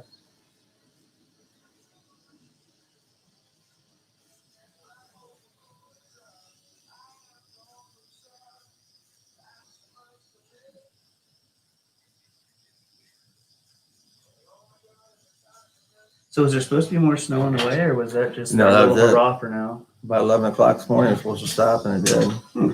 That was it. No. We got, I think down south, we got a lot more rain because we're supposed to get, anywhere from 2 to 6 inches. Yeah, because it rained most of the night. Yeah. And then Most of it was rain, which is great. because when I headed to bed about 2, I looked outside and it was just a little bit of, it was just starting to snow. Mhm. And of course, we'll look up for this. Yeah, I was shocked that we got that much. It was just, rainy and gross last night on the way home. It Mhm. wasn't even really freezing rain. It was just rain, really. Yeah. And I guess it changed its fucking mind overnight. Yeah, Yeah. I like it when it sucks some moisture out, except if it freezes and you get the freezing rain. But Yeah. And there's been a lot of moisture in the air the last couple weeks. mhm. That cold front that came through, that really was moist. And I was really surprised it didn't rain or do anything during that. And it freaking jumps up to 60 degrees. I was like, oh, you got to be freaking kidding. 65. me. 65. I think they said it got up to. Guys out riding that day. Mm. That was Thursday. As in, or Wednesday. As in what, 3 days ago? Mm. Oh, it's not freezing outside. Oh, it's cold for me, man. Well, I only have this on. that's your own fault. You ever get into fixing iPads? No, I'm not an Apple user. I'm not either. But my Jack wife is. Well, they have great. I got to admit, I'm not an Apple person, but they have. When you look at music and graphics and videos and stuff, they have some pretty impressive stuff. Nah. My son-in-law, he developed a website for Sheridan when he was there, and he got into that pretty heavy. And then he got a job up in Cedar Falls, Waterloo, as a basic startup company or a young company with banks, doing websites for banking security and stuff. And they got into developing programs, coding and programming. And then they moved him up to where he was traveling all over, doing coding and programming and doing it. And Sounds like he's doing all right. He's doing really good. He's definitely in the right field, Yeah. man. There's more than enough work there. daughter's a physical therapist assistant. So it's 2 jobs I can do anywhere. Yeah, Mm-hmm. sure. So when they,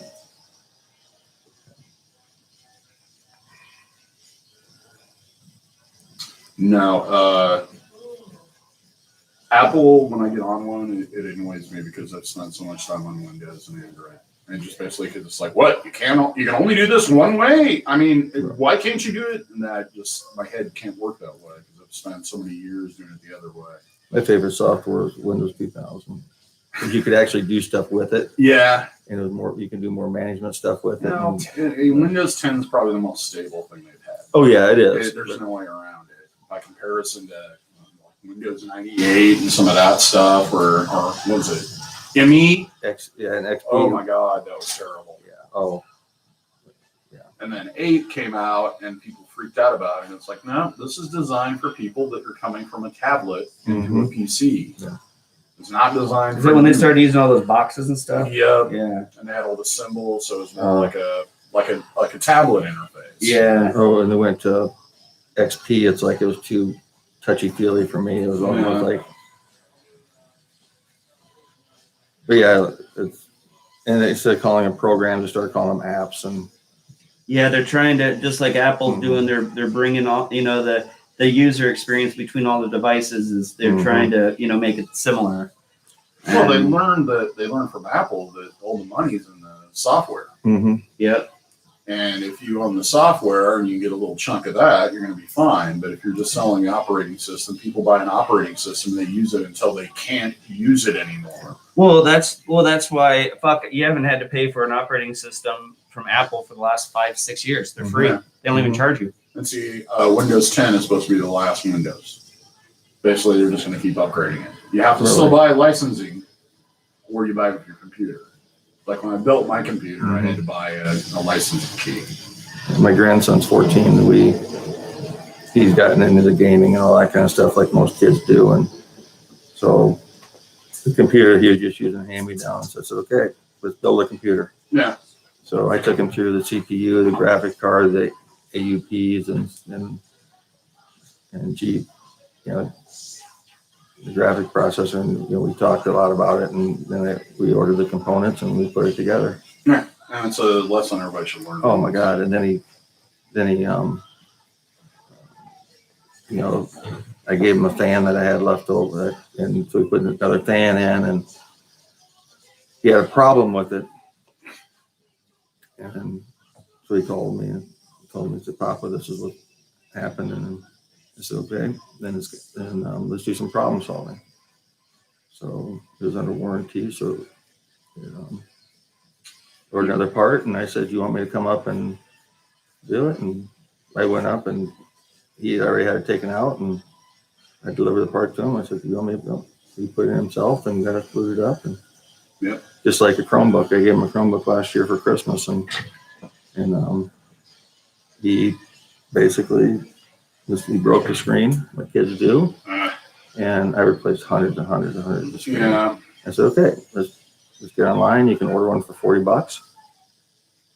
And so he brought it down, and I showed him how to take it off, and he ordered it. And I said, do you want me to come up? No, he put it on himself, and said, okay, you just fixed your own Chromebook. Yeah. You got to. See, I like the Chromebooks. They're the nice thing to have around the house when you just want to get on the internet. If all most people could just use a Chromebook. If all you're going to do is internet, email, and social media, Chromebook can do everything you need. It updates itself. It's basically dummy proof. You don't have to, if it goes bad, you just power wash it. Yep. And starts over, and everything's web based, so you don't have to. Oh man, I spent so much time when you switch computers, the computer go down, pulling all the bookmarks and the favorites and all the preferences from one computer to another, and making sure you don't lose any data. And with everything stored on the web, it's like it just takes care of itself. Yep. Sign into your Google account, and that's all there. The only disadvantage is Google's tracking absolutely everything you're doing. Yep. They are selling it like at a crazy. profit. Yep. And that's the sad portion of it, because they got schools hooked on it, because it's such an easy platform to manage. I manage Chromebooks from my office. Yeah. Chromebook goes bad, I just give another Chromebook. Yep. Until I get the other one. And if they didn't want, didn't even have to send one home. All they had to do is get on their computer and log in their username and their account, and all their stuff was right there. And the most common problem with when you're working with a lot of machines is people do not pay attention to what they're opening, especially when emails. Oh, And you don't have that problem with Chromebook because it's not going to do anything. right. Mm-hmm. It's it might crash the page, but that's about it. You can't install anything on it. No, the only bad thing is if you're on a network, it might throw something on the network, but besides that, it's not going to get a virus. It's not going to get malware. And if it stops working, you just turn it off and on again. Yep. Mm-hmm. And if you can't do it, then you power wash it and pull off just basically put it on a flash drive, and you put it in and reboot it and reinstall the software, and you're back to good. Yeah, I've had one for about 7 years. I use it for watching videos or whatever when I don't want to pull out the laptop. I was buying hundreds at a time. For the kids, I'd run up to a place and just load up a van full of them, and I didn't want to spend the extra to have it set up, so I just went and logged them in and got them set up into our domain, our management system, and I fixed them. My office is more to look like a tech place rather than because I was so, schools don't, you got to save money everywhere we can. So by doing that, we didn't have to buy new stuff. And I keep it and say, okay, that screen's broken. I can pull that screen off this one, or I can pull his keyboards off. And YouTube channel. I can't think of his name though. It's Lewis something. All he does is he owns a repair place that only works on Apple products. Mm-hmm. And that's all he does. Gets under the microscope and fixes chips. Mm-hmm. And it's like you wouldn't think it's fascinating until you start watching him do it. and he'll go through the process of what's Mhm. wrong with it, what the fault is, how to fix it. And he's a big advocator. Like he testified before Congress when they were debating over the right to repair. Mm. So he's like big into that. But yeah, it's an interesting channel to watch from time to time. I took, I ripped apart an iPad 12.9-inch Pro that was Yeah. dropped and screen cracked at home. And got the screen off, ordered another screen, put it on, and I think one of the flex cables, one of the flex cables broke Mm-hmm. because they're so freaking dainty. So I'm gonna have to. It's not worth really, but it would have cost $800-900 to take it in, and I replaced the screen for $230. Yeah. But I think now that I know what I'm doing, it wouldn't happen again. But it was my first experience with it. Yeah. I've never messed with the tablets. I've broken them. Yeah. I haven't really gone inside them though. It's not that hard. I've gone inside phones. I've done that. I just use a hair dryer Yeah. to pop it off, and then melt the epoxy. the adhesive on it, and it's really not that hard to do. Yeah. I've gotten used to just buying anyone. Because usually keep equipment for so long that it's not worth it. Well, that's what my wife's got an older one, and I had this 12-inch, 12.9 I was using. I bought myself. I was using for work and stuff, and I just gave her that one and broke it. Got broken. Yeah, so these guys couldn't survive without iPads. They use it for they use Procreate for everything. For designing. What is it? Procreate. It's an art program that works with the iPads that is really, really nice for designing tattoos and Interesting. Because you can draw in layers like like Adobe, Photoshop. Photoshop. Yeah. You'd say, somebody comes in and goes, I don't like that background. You just get rid of it. You can resize it. You can share it with them immediately. Take a picture of their body part, put it on there. See what it looks like before. Get an idea. Cool. Adobe's it's a great program, but man, it's expensive. When we Yeah. rent, I pay the premium for the full, and I just use. I'm the one that uses. These guys just use Procreate, but I have to use it for video editing, for encoding, for. I use Photoshop a lot, and when I'm playing with the camera, I'll use Lightroom and Photoshop occasionally, especially if I'm going to print something. But I mean, for the most part, yeah, it's like $58 a month. But yeah, you can't buy those programs anymore. No, and that's a bad thing. You can't. You used to be able to buy the program and then use it, but I suppose No. then Figured unfortunately, out the subscription thing. And the problem is the only other option I'd have would be using DaVinci Resolve, and that would mean learning an entire new program. Yeah. And I'd still have to pay for it. Well, if you got something that and Yeah. you're proficient at, it does what you need to Yeah, do. and one of these days I'll get around to learning After Effects, and I'm one of those self-taught people, so I always believe that you need to learn 3 things at a time and perfect them, then learn 3 more. Yeah. And you try to attack everything at once, it's just too overwhelming. Well, then you don't become proficient at anything. The shotgun approach doesn't work. No, it doesn't. And you have to do something 5 to 10 times before you get proficient at it regardless. Yeah. And that's what we're trying to do with streaming right now. Yeah. And the best way to get it is research it and get into it and start doing it, because then you figure out what works for you and what doesn't. And that's why I moved mostly our content to, of course, the guys have photos and they update their profiles on a regular basis. But like my site, which used to be mostly text, I moved to video because I noticed myself actually going to videos opposed. If I was given the option between reading something or watching a video, I started watching the video. Really?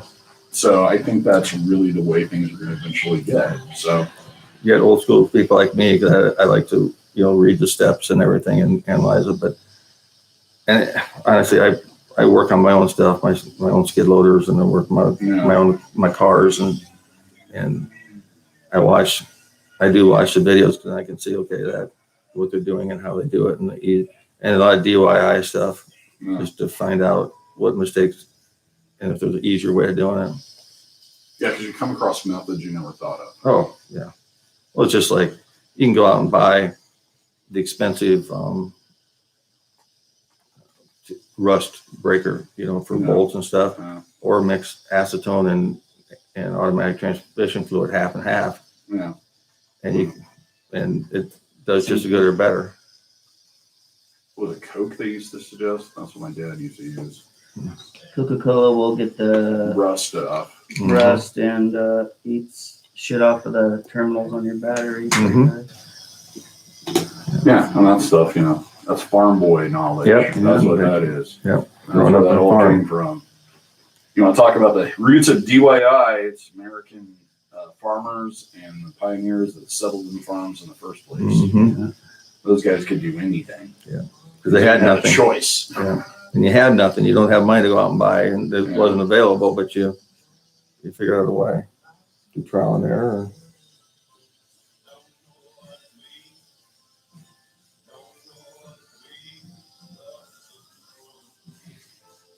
Ugh.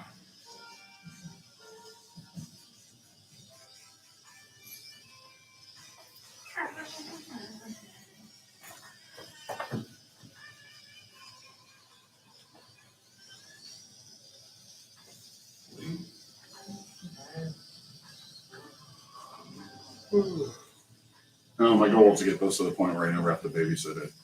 Yeah. Well, doing multiples at the same time. Yep. Having each one We can do 4 inputs. So plus one of the things I didn't get around to is making media cards. So then you could have be back in 10 minutes. Like we were talking about, Jack mentioned earlier. I just haven't gotten around to making them.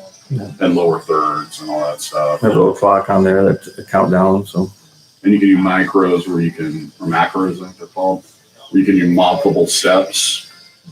So you just have to program them through this thing. And then Hit one button, it'll do 5 different things. Yep. And then you can get into the function keys like chroma keys and all kinds of other stuff. But that's it'd be nice to be able to walk in and say, okay, just push a button for like Jack or whoever, just push a button and it automatically comes in and the goal. everything's Eventually. stationary cameras. Yep. To have it to the point where you have it set up for at least 2 different stations. All you have to do is walk in, the camera's already set up, everything goes. Mm-hmm. That's always the way. Steps.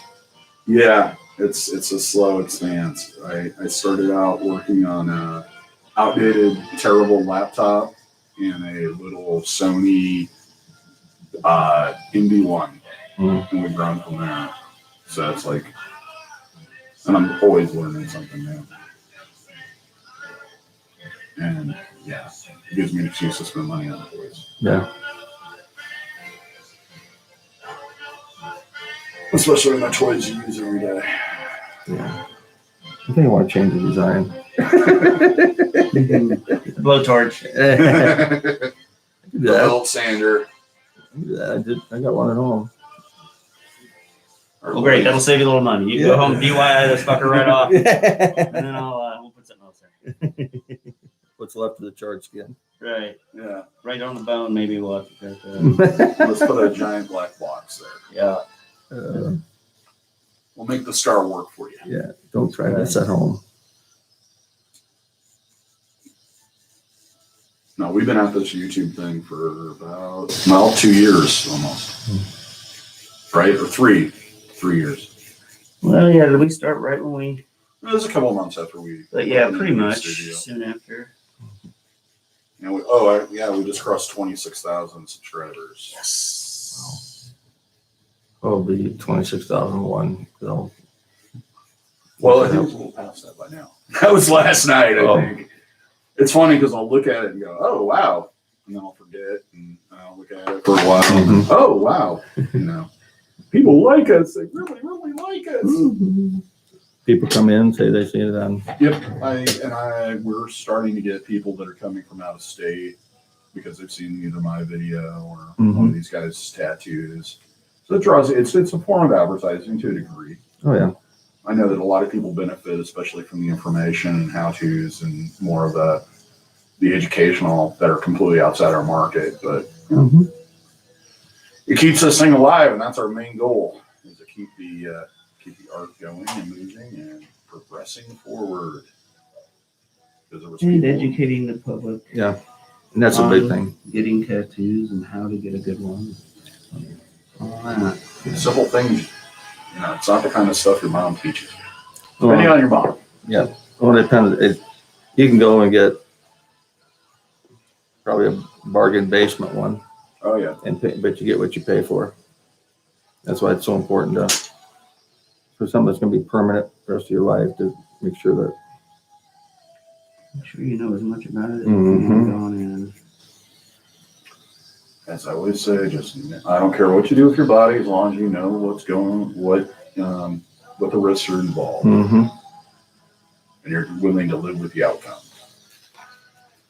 Yep. And the longer you think about it, in most cases, the better off you're going to be. Exactly. Plus, half the fun is researching. It's like planning a trip. Sometimes the vacation planning is more fun than the actual vacation. Yeah, I came across this. It's a long time ago, and I always come back to it. So. And now it'll live with you. Yep. I'm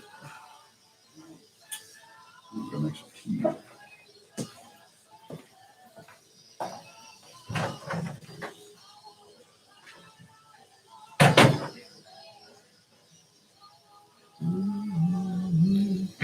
Shotgun season. I've seen people in their orange vest to get it.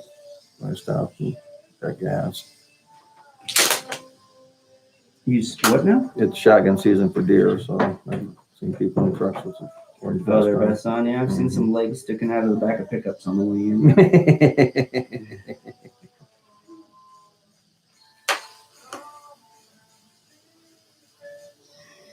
on.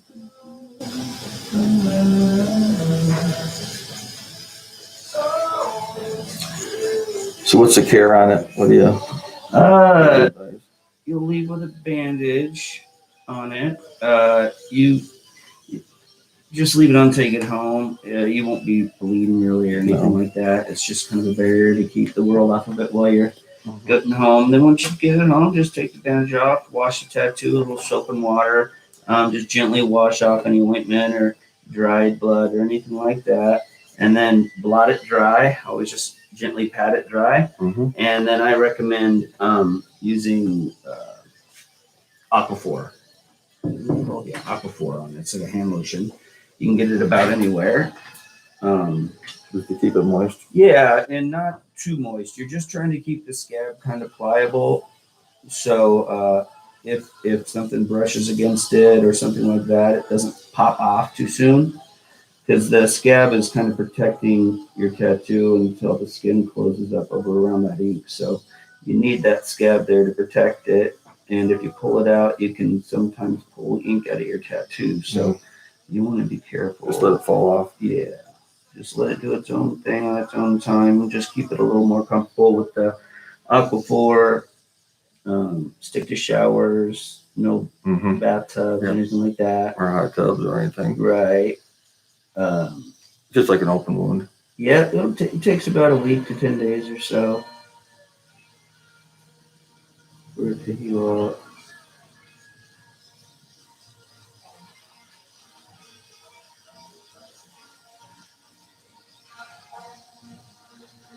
People ever ask about where the tender parts of the body. Always. Yeah. Back of my calf was really bad for me for whatever reason. That was probably my toughest spot. It was that. I did not expect it. I thought the back of the calf would be relatively easy, but it was not. Yeah. I suppose it's different on every person. It sure is.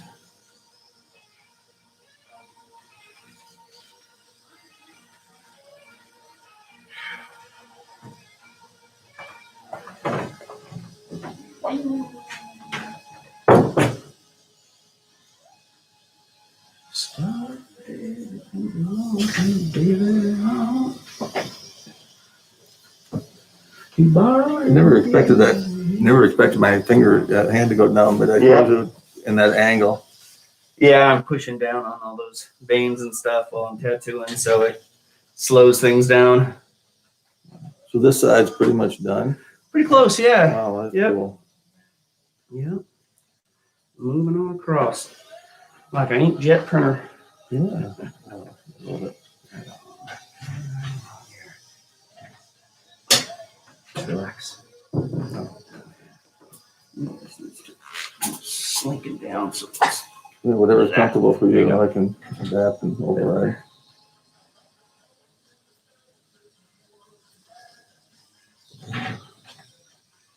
Oh, I noticed when I moved the TV that I may not have plugged it in the back. So that may have been why it didn't work. Oh, I don't think the new ones take electricity.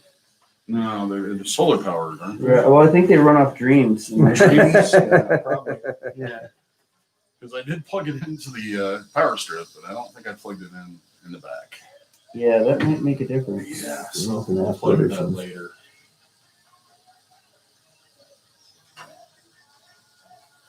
I remember my first plug-in device. Yeah. Complicated. Limiting, On switch, difficult. on switch, off switch. I mean, where do you even start? You know? How do they expect us to figure this stuff out? Well, and they make us want to put numbers in there now on our passwords. Mhm. Yeah, don't you feel safe? What's interesting to me and what always comes up is, yes, the most efficient passwords are phrases, but most of those websites won't allow you to put spaces between the letters. Mhm. It's like, okay, this is going to be most effective, but you won't let me use it.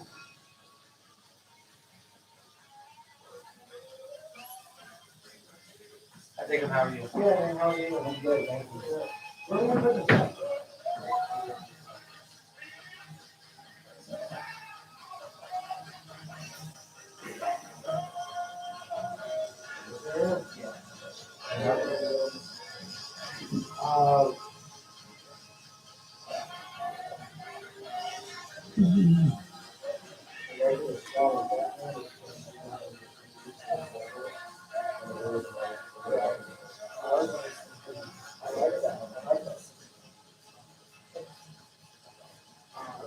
Do some of the tattoos you have to break up into multiple times? Most of the tattoos I do kind of tend to be that way.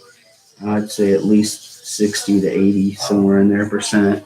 But yeah, I have some people that'll sit for 7 hours all day, and then other people who are more comfortable with a few, 3 to 5 or so. But yeah, luckily I do a lot of big work, and I think that's just kind of the nature of the tattoo industry right now. Is a lot of people are just going bigger. Mm.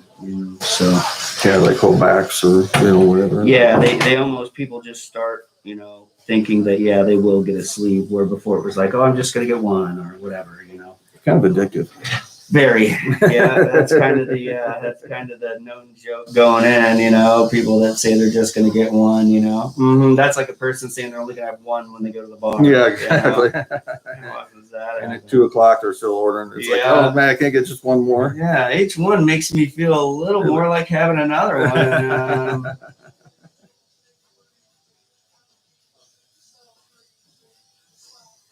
And then you add in the free peanuts, and I'm there till 2. Oh yeah. What is? There you go. Can I take a doggy bag with me? Yeah. I'll take some of this popcorn in my pocket. Mm-hmm. I realize this popcorn's got a lot of salt in it, and you just make you drink more. Right, I know. Oh yeah, it's a trick. That's why the pretzels are free. Mhm.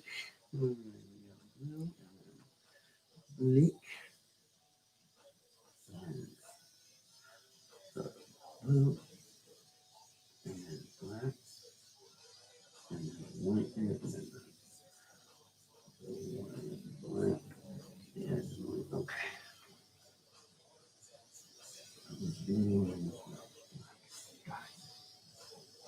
Part of your race. Good mixture.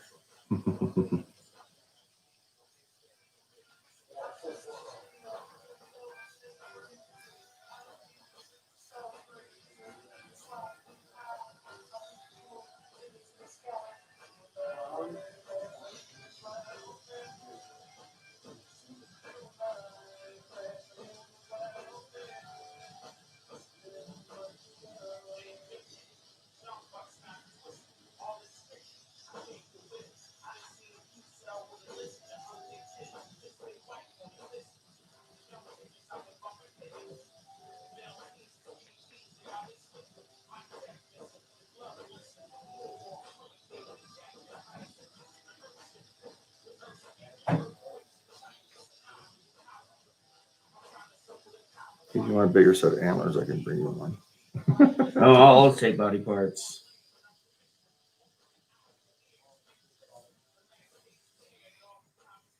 Yeah, if you go look in the lounge area over here, there's what looks like a deer.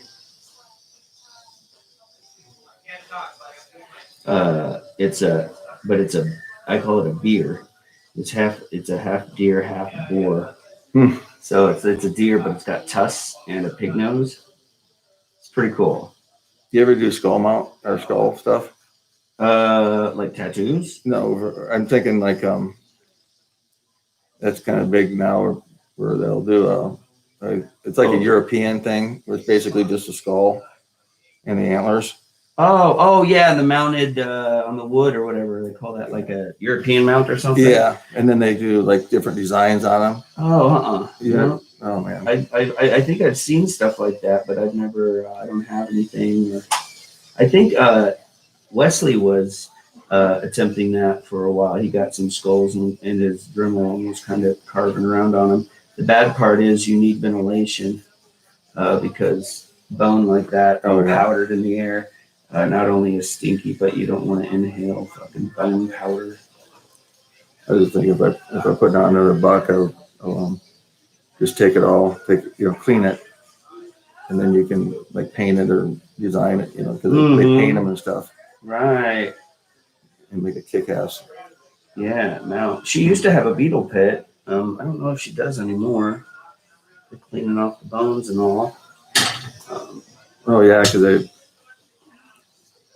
I use a variety of different options, but yeah, these beetles look pretty big. These flesh-eating beetles or whatever they are. You wouldn't want to stick your hand in there too long, huh? I guess not. But they just eat every tiny little scrap of flesh off the bone and leave it just clean as can be. That's pretty cool. Always bring it up, and you can design it however you want, paint it, or make it become addictive for you. You could do some pretty cool shit with your artistic ability. Yeah, I just got some skull forms to make plaster Paris skulls. They're pretty cool. They're like that tall, and it's just kind of like that Boba Fett helmet. How it's just kind of the face is kind of tipping out of the wall. That's kind of like the skulls. They're flat on the back, and they're kind of cut like behind the front teeth. So there's no lower jaw, it's just the front teeth and like a big part of the head. And I've got a couple of those made. I ordered some more for them so I can make some more, but I'm going to like pinstripe them and paint them up and stuff. So yeah, that's going to be kind of a fun project to do.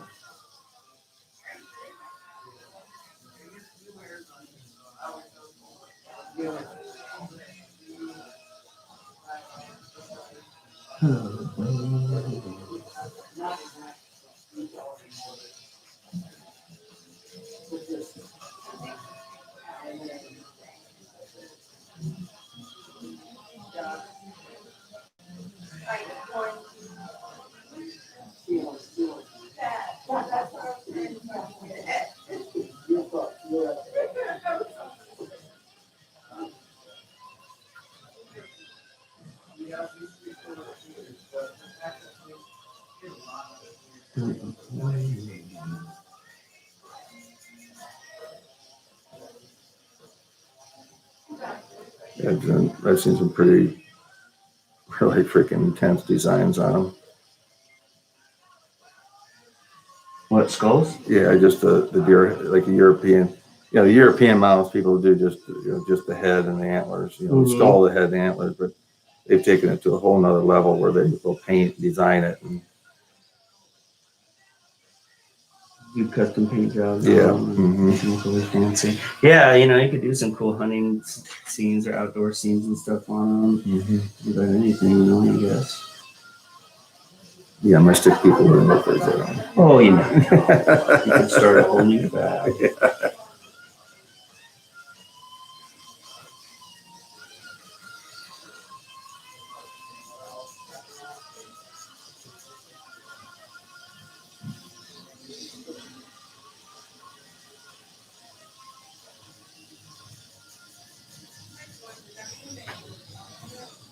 not necessarily, it's genetic.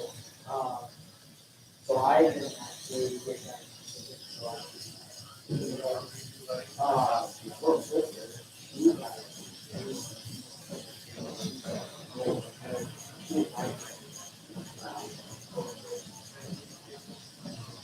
Something like this. The last thing is breakfast. The sister. Yeah.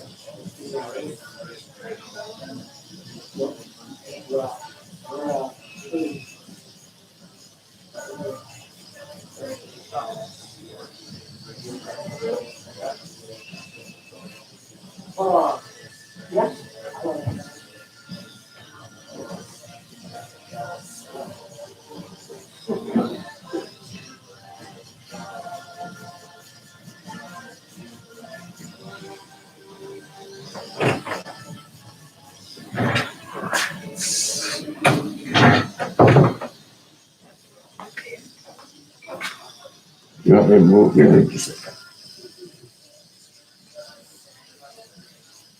Don't be afraid to twist me whatever direction you want me to. Origami you right up. Yeah, there you go, brother. Making a swan. Yeah. I did an origami swan on the back of a gal's neck one time. She made one out of paper. I photographed it and drew it up. It was a lot of fun. What was kind of the weirdest thing? What was the weirdest thing you've done? Oh man, weirdest thing. Or the most unique, I guess. I shouldn't say weird because it means something to the person that haven't. Gosh. Nothing surprises me anymore. You're so desensitized. to it. Yeah, like Well, as I always say, I don't really do weird piercings. I have weird clients. yeah. I've pierced some very interesting people over the years. Oh, I bet. Absolutely, yeah. From every walk of life you can imagine. Mhm. That's one of the cool parts about this job is you get to meet So people. true. Grandmothers, 18-year-old fucking psychos, doctors, everything from, shit, from somebody who sits on the couch and collects money from the government every day because they say they have to people who are running multi-million-dollar companies and jet setting all over the place. And it's nuts. There's not one type of person that gets tattooed. Yeah. Definitely. It's not just for sailors and bikers anymore. No. Yeah, that was kind of the stigma. It's like all Yeah. the bikers had Oh, tattoos yes. for years, and it's like, Yeah. you know,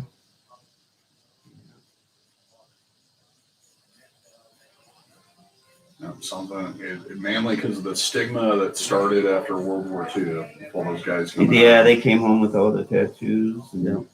They were kind of your rough and tumbles because they realized life is, such a precious gift. They're not just going to sit around and waste it. Those are people who went out and lived their lives. So, they're no fault of their own. They just happen to be tattooed. And so then, that tattoo probably means you're one of those bad guys. well, isn't that when Hell's Angels started? Yeah, actually, Yeah. they were vets. Yeah. The vets started it. Started out as a motorcycle club and expanded into. Well, you come from a brotherhood of battle where your life depends on the person beside you, and you come to a society that looks after their own. It's like all I care about is myself, and they miss that brotherhood. Most of them were Korean vets, Mm-hmm. aircraft, or a lot of pilots, from what I remember. Yeah, and that was after World War II, because a lot of the pilots, they'd go and fly these airplanes, have the time of their life, and then the government would go, okay, thanks, and they'd go home and go, well, where's that excitement? Where's that wind in my face? Where's that? Adrenaline rush. And a motorcycle, because all the planes back then were open cockpit, Mhm. a motorcycle was the closest thing you could get inexpensively to flying an airplane. So that's why you see the goggles, you see the scarves, you see the pilot gear, because a lot of them were pilots. And add to that, there really wasn't any type of program to reestablish them into society after they came back. We still lack at that one. We do. One day you're fighting a war and under fire, and the next day you're supposed to act normal. That and find a job with, knowing how to operate a heavy machine gun. It's hard to get a job in the civilian world.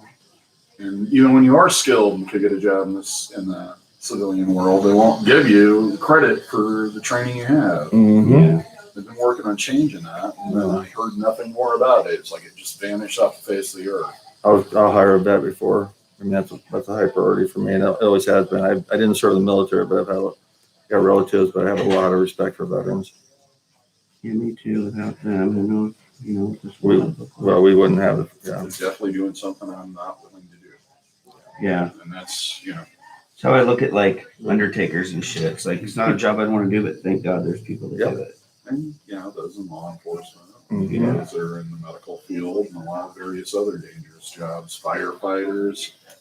You know, anybody that puts themselves in harm's way in one shape or another gets my respect. Yeah. I always said that, you know, just main thing is getting home to your family at night. But man, sometimes that's a challenge when you're. But you know what's crazy, I think, are you know what conflicts these guys is they're looking at someone who has a family as well, and they're like, you know, if I don't potentially help this person, this, you know, this could be this family's father, or you know, this blah blah blah. So they sacrifice their own safety to give that piece to someone else. So I think that's kind of forgotten. The sheepdog. Heard about the sheepdog? And the sheepdog, wolves, and sheep in the world, and the sheep are the 99% of the people. The wolves are the people that are out to harm the sheep, and then you have the sheepdog, military, law enforcement people that are going to step up and run to the fire rather than away from it. Right.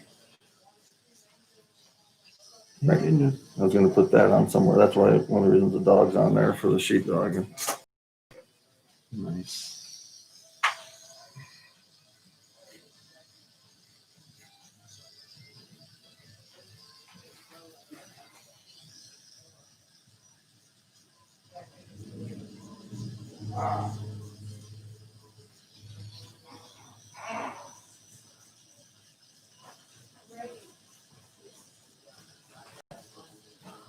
But yeah, they came back from the war and didn't know how to cope. Mm-hmm. And that's where it came from. And then, like any type of group of individuals, eventually it gets to a point where it's like, well, how can we make money at this? Yeah. And that's where you get a criminal element, Mm-hmm. which has been was completely grown out of proportion. Yeah. And then once that image was there, that's all that was attracted to it.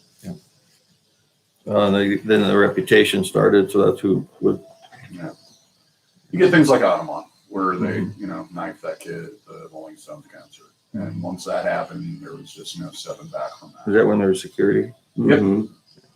Because before that, they ran security for the Dead, all those bands back then. They were like if you were putting on an outdoor concert or something in San Francisco, you called them up because they took care of things and nothing went wrong. And then after that, it's like, okay, well, we can't do that anymore. 99% of them are solid individuals that would go to war for anybody, and it just takes those one or two. Not the 1%. Mm-hmm. Should be either a badge of honor or the opposite. Yep. Depending on your perspective at the time. Yeah, I'm a Freemason and a Scottish Rite, and back. I mean, even those organizations, Freemasons, have a bad reputation by some. Against the organization take over the world, and no, it's not. It's because there was too many people in power that were Masons. Yeah. That's the only thing it really has in common. Yeah. Mm-hmm. And what it teaches you is balance of life. It teaches you about family and priority of family.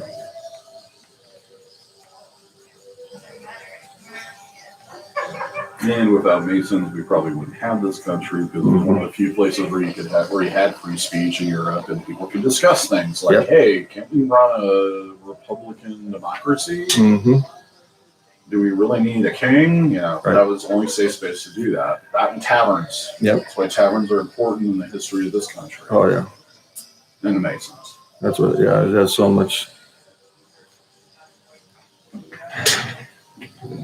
I worry about stuff like that today. Yeah. Yeah, freedom of speech is gone, so it's just, yeah, it's eroding slowly. Everything is fact checked, Mm-hmm. which means if we don't like it, we're gonna censor it. Yep. And social media is huge. I don't really do anything on Facebook or anything. I mean, but- why does everything I post have to be a fact? Can it just be my opinion? Yeah, can't I just say what I want? Oh, no, I can't. Oh, well, that's what free speech is. Yeah, well, you can't do that anymore. Well, then free speech is fucking dead. Well, if you see something on there, what it's supposed to do is trigger you to go and research if it's true or not. Mhm. The problem is most people don't. No. They're too lazy or what have you. Well, to do isn't, exactly so what- that's their prerogative. Exactly. And on top of that, they tend to jump to the conclusion that they are most passionate about. Yeah. There's just a little bit too much. And so do the fact checkers when they're fact checking stuff that's facts, but they're saying it's not because they're twisting the whole situation. So, that's why freedom of speech is important, because you should be able to talk. You should be able to say, hey, whatever you want. And someone else should be able to go, no, I don't like that.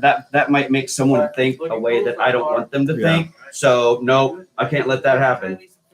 Okay, well, that's one of the main premises America was built on. So they must have thought it was pretty important, but no, you're probably right. Let's just go back to the way it was. Yeah, I like This America thing didn't really work out. and to respect each other's opinion. You can't. No, respect is It's too completely much. gone. It's too much. There's too much my team, your team. You can't respect someone who demands respect. It's like- that's not going to happen. I've said it millions of times. It's like, we disagree on, we may disagree, but I respect the fact that that's your opinion, and I respect. But that's the fact gone. that- and I don't have to believe what you're telling me. no, but there's, No. but it's like, and it's like, challenge my way of thinking. It's like, oh, that's your opinion. Oh, no, Why? let me, Because I'm not allowed to have another opinion, and if I do, everyone around me calls me names Yeah. and browbeats me until I just comply because that's not allowed to be said because that's what the news told them, and anybody who says that is a piece of shit. So you're a piece of shit. Yep. So yeah, that's the problem. You're not allowed to state your opinion, and if you do, you're a racist. You're an asshole. Yep. You're a total. Yep. So yeah, that's the problem. And that's what I look at. It's like, that's unfortunately, that's the society our kids are raised in, and that's going to be the next generation. Oh, yeah, that's why young this country generation. is Well, that's so what far I ahead. wanted Yeah. to ensure that my kid understood what compromise and reason was. Yeah. Yeah.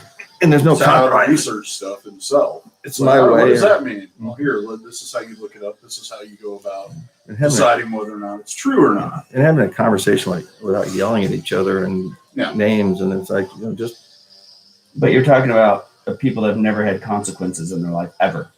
So, Oh. these people aren't going to be like, oh, okay, I'll just, yeah, that's right. It doesn't, it kind of sucks, but you know what? Overall, that is the way it should be. It's going to be like, no, I don't like it. So it's going to be fucking changed because that's how it fucking always happens. Okay. yeah, it's like the. So that's what we're dealing with now. And you know what? You can't fucking touch me. yeah, You can't do shit, because I'm not a straight white male. I'm something else. So I'm protected, motherfucker. It's like, Like, the, yep, okay. the trophy, participation trophy. So yeah, I'm kind of in the lawn chair with my drink, just Yeah. watching it all burn. Sometimes that's all you can do. Yeah, and that's what I'm. Like, yeah, I've already apologized to my son for bringing him into this world that we've let decay to the point where he's just a fucking cog in a machine and got this for Christmas. won't know what it was really like to be You in got a it. country where I it's got free it. society, free product, yeah. and you could fly a flag and you weren't considered an enemy of the country, Mhm. So yeah, it sucks, but we've all gotten complacent. None of us have had to make any sacrifices for what we have, so we're just letting it go. Hey, Jack, look what Jimmy got for Christmas this morning. He got it early No wonder why. because he was wanting it. Yeah, baby. Mhm. Very nice. Okay, so who got it? Jimmy. And you're wearing it? I'm just trying it out. I'm just trying it out. I wanted to see if it worked. Hey, Jess, I got your back. I don't care what these guys say about you. That's right. Thank you. Ass kisser. I know how to work the system. Yeah. Stay here first. No. And I worked in a political job for 30 years. And that's what's, you know, it's changed. It's become more political than it ever was. And Yeah. it's like, I didn't conform. I'm proud of my 30 years. I never conformed to political pressure or anything. I always did what I felt was best, and Oh, isn't that what they You know, pay for? apologized for things that I messed up on and admitted I was wrong and made it better. Worked the problem. Make it better, that you did something wrong. Don't focus Try on, not to do it again. don't focus on the problem. Focus on the solution. We're so worried about blaming and everything. We're not worried about focusing on the solution, and let's make it better. You know, failures happen. Chuck Norris, he said in his autobiography book, you know, you only fail if you fail to learn from your mistakes. That's kind of what I thought. And I always tell this to parents when they're entering into the period when they have a teenager, is you have to sit back and let them fail. Mm-hmm. They have to learn, and you only step in when they made a mistake that they're making the same mistake over and over and over again. Then they might need some correcting. But Or if it's the only life, way they're going to ever learn, especially if you were as pig-headed as I was, as my father often said, the first word that came out of your mouth was why. mm-hmm. The only way you're going to learn is if you screw up. You know, and they, if it's life threatening, step in. But besides that, that's one thing that I look at my staff over my 24 years in ministry. I said, okay, we always focus on how and what, but we never ask the question why. Yeah. You know, it's like, unless we know the why, we can't do the how and the You why. can't solve. There's So- no way to, if you don't know the cause, I'm proud of there's no 18, solution. in 2018-19, our little school, out of 1,295 buildings in the state of Iowa, on the state report card, academically, our kids finished number 6. That's good. Number 6. So compared to all the big schools and the private, not the private, but all the big schools and the big name schools, well, Murray, Iowa, our kids finished number 6 in the state of Iowa, and we got the National Blue Ribbon Award. Yeah.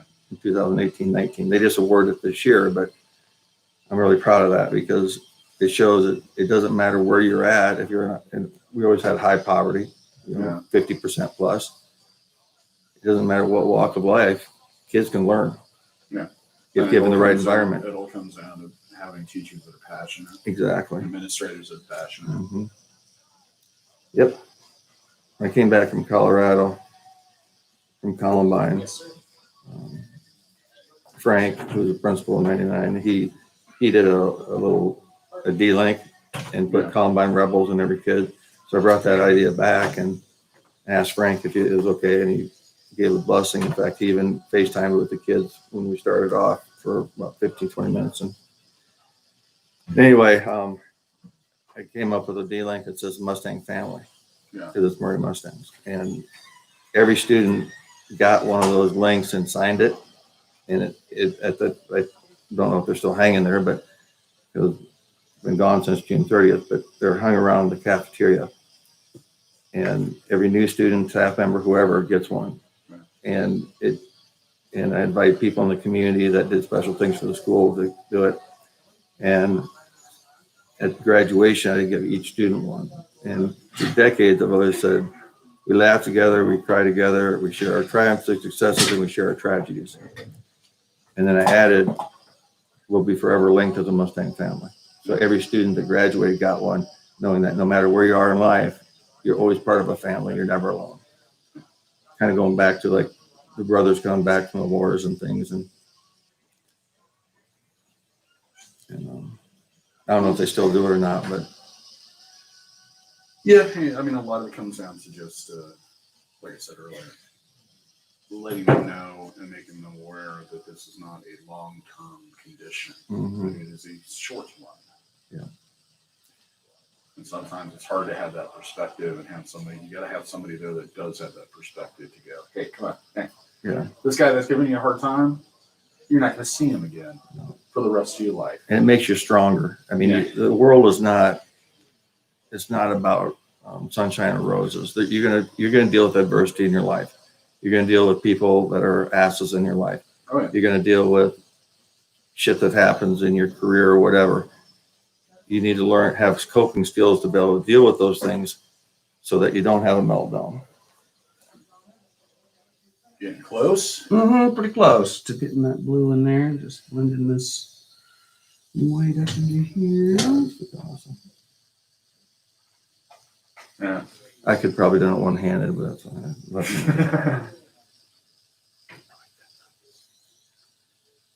No, I've watched, probably at this point, I've probably seen a couple thousand tattoos be done. And it always looks like you guys are just coloring into black. So it doesn't make any sense to me. My head doesn't work that way. It always amazes me. Piercing, I know where the needle goes. Mm-hmm. And some of the piercings you better not make a mistake. Yeah. There's things that are in the area that you don't want to damage. Yeah. I think I nicked a pipe. Any piercing, though, you should try to Yeah. do the least amount of impact and trauma. Same thing with tattooing. That's one of the great things about, the progression of the mechanics of tattooing is just improved vastly. They're just not as traumatic as they once were. Oh man, you could look at the old school ones like from use the bamboo. Oh yeah, now you can still go to some Polynesian islands and get it done that way. No, thank you. That's where that name comes from, is the rhythm. I know. I've known a couple people that have attempted doing it with thorns and stuff like that. Oh no, Just basically because they wanted that experience to know what it felt like. no, thank you. Like I said, not for everybody. Hey, God bless them if that's what they want to do and that's what they're. Plus, it's like any tattoo or anything in life. It's sometimes more about the experience. Yeah.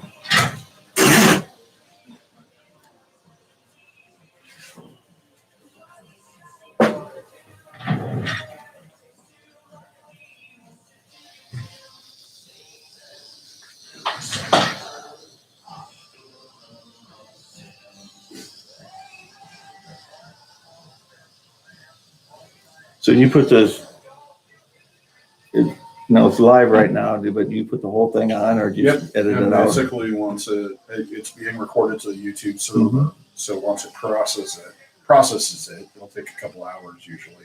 Then it'll post it in our. And people can just watch the whole thing? Huh? Yep, subscribers, anybody that comes across it.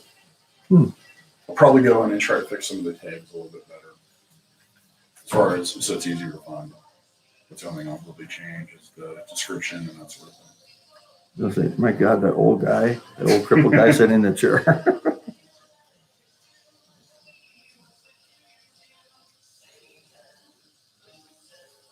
Your back has to be killing you doing this all day. Yeah, it I couldn't depends do it. on the tattoo. And like yesterday, I was working on this shoulder piece, and I had to stand up for about half the time.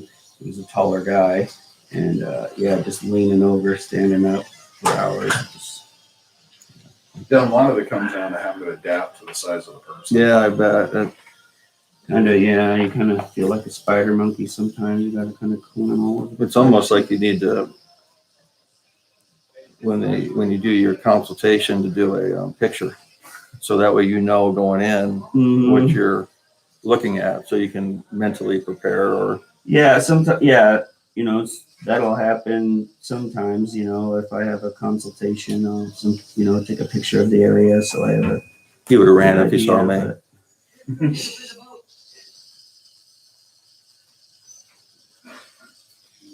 And part of it's, having a good chair that you can adjust properly. Yeah. Get around and move around. This one's really top of the line.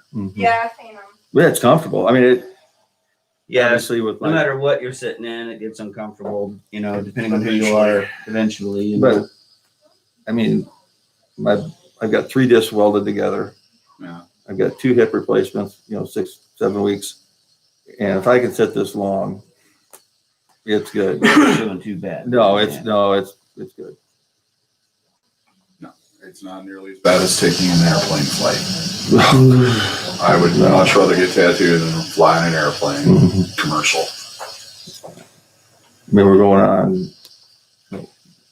I know we didn't get right. I just got here at 1:30, and then I wanted to move the car because the car was parked over here, and there might be people that have an apartment or something. I didn't want to take their parking space, so Right. I moved it. So it might have been a little bit later, but Yeah, he's been at it for about 10.5 hours minus the break. yeah, that's pretty darn good. I might just have to do this for a living. Uh, Okay, yeah. He already quit his day job, so I don't think he has a choice in the matter. I kind of like the volunteer stuff he's doing. Right. The money's just a tip, right? Oh, yeah. Oh, yeah. Yeah, kind of like that. Yeah. I didn't have It's not for the that. services. I was in charge. It's a tip. When was the last time you had a jobby job? My last job was Target in Arizona. So that's gonna be well on So 20. 5 years, 26. Well, I've been tattooing for 27. So 27 years ago. I was Stop. gonna You say- get to look at it for the rest of your life. Give me a fucking couple hours. You're just like I've said it that long with my ADD. It just not bouncing off the walls. Did you work at Spencer's? Is that where you worked at when I? Me? Yeah. No, I've never worked there. For some reason, no, you worked at another place. You worked at a food stand at the mall. Yeah, I worked at Taco John's in the mall at Marblehead or Valley West. Yeah, that was one of my favorite jobs, really. It was like the job I least wanted to take, but probably ended up liking the most. Like I had for some reason I had it in my head, like, oh, I'm not going to work fast food, blah, blah, blah. I'd been working in restaurants and stuff. And then I was having trouble finding a job. And a buddy of mine was working there. He's like, dude, it's not bad. He's like, blah, blah, blah. And I was like, well, at least one of my friends works there. And yeah, it ended up being fucking awesome. Free Mexican food every day. Are you kidding me? Yeah, stuff, yeah. You know, what people don't get right now Mm-hmm. is the journey that you've taken in your past makes you who you are. Yeah, And everybody wants to exactly. go. It seems like people want to go right into. Yeah. I want to. I want to live like my parents lived, or better than my parents lived. I want a brand new house. I want this, and it's like I'm not going to degrade myself by taking a fast food job or something. I mean, there are tons of jobs out there. Mm-hmm. And people are begging for work at school. Schools were having, just hard time picking up associates or bus drivers or like Yeah, stream food. But they just, nope, that's beneath me. It's like, Yeah. really? Or they just don't want to work. Well, that's the most thing, but Well, do you want a job and pay your bills on time, or do you want some fantasy career? yeah. Yeah. My dad gave me that speech over and over again when I started piercing. Well, you get to a point where they go to college, they get a degree in romantic literature or something Yeah. that they never use. And then it's like, okay, I'm going to get, because it's what they want. That's what I want to do in life. Well, I always told my kids, the first thing you do is decide how you want to live, Yeah. your standard living, how much you want to make, then decide where you want to live. And then, the longevity, you want to do this the rest of your life. Then you start choosing a career. Because if you want to live in small town Iowa, but you want to be a whatever, Movie producer. yeah, you're it's not going to have a hard time happen. with it. Yeah. You're gonna have to go out to Hollywood, Yeah. become famous enough that you go, I only work in Iowa. Right. And And then you got bring to it fly back to me you. in if you need Yeah. me. Back when my kids were, my son was, I started talking to them when they're in 3rd and 4th grade about it. And as he got older, like 5th and 6th, they wanted to get into graphic design for video games. So I had a hookup with a guy that did it and sat down and met with him, with my son. And like a lot of them came at that time from New Zealand. So Gotta move to New Zealand. yeah, so it's like he still loved to draw and stuff, but he got into marketing. And that's what he's doing now at Target corporate headquarters. Well, that doesn't sound too slouchy to me. No, it's great. Right. And he's moved up the ladder really fast. Oh, that's not good for him. Yeah, I'm proud of the kids. And so, these colleges are sucking the money out of kids Yeah. with the false hope that they're going to graduate and do something that, it's like, This gender studies class is going to do you Yeah, wonders, oh, trust me. I have a different philosophy. My philosophy, if you want to cut down on college debt, Mm-hmm. basically, So kids I the use truth it- about college. exactly. Don't keep giving them this fantasy Mhm. fucking thing that no matter what, if you don't go to college, you're fucked. Yeah. It's like, that's not true. Trade schools, you can do it in a year and a half. Right. So And get paid fucking dope money and not have to deal with the shit that a lot of people that Oh. like doing those jobs don't have to deal with working Exactly. in a goddamn office. I mean, within 5 years, if you're an electrician, you can be making 6 figures, Right. and you have a chance to start your own business and be successful. And so I look at the failure of colleges where it's about the money, and they got to, so like say for instance, education, they could cut it down to 3 years or 2 years, and then do it a year of internship where you spend a year, because that's where you're actually going to learn. Right. I mean, The fucking school's just hoops. yeah, it's all theory. Mm-hmm. And then they get into the schools and it's like, but how do I deal with this issue? They don't train them for that. Right. Because professors, they don't know.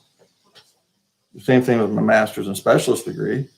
There's a lot of theory, and I developed a great network of people that have moved up and, they're in 3 and 4A schools, but no, it's all theoretical. And I've worked as a mentor for a couple of colleges for administrators. And I told them when they went in, when I was there, a student was assigned, I said, don't expect any theoretical learning. It's all going to be practical. I'm going to give you things that I've dealt with in my 24-year career. Mm-hmm. And then you tell me how you come up with a plan, how you're going to handle it. Right.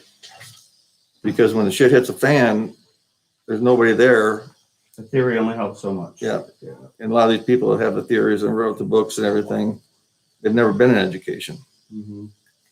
That's the way some of these safety plans that these people are paying for, they don't understand schools, and they'll fail. Mm-hmm. We went out to several school districts to talk about safe school safety and how to make it safe, safer for kids. And Right.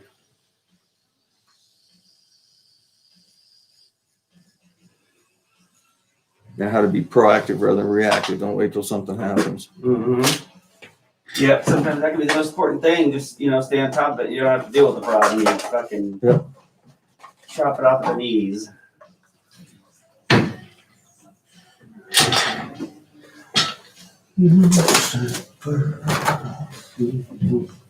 I'm going to stand up while you're taking it. Yeah. Good planner. Just about there.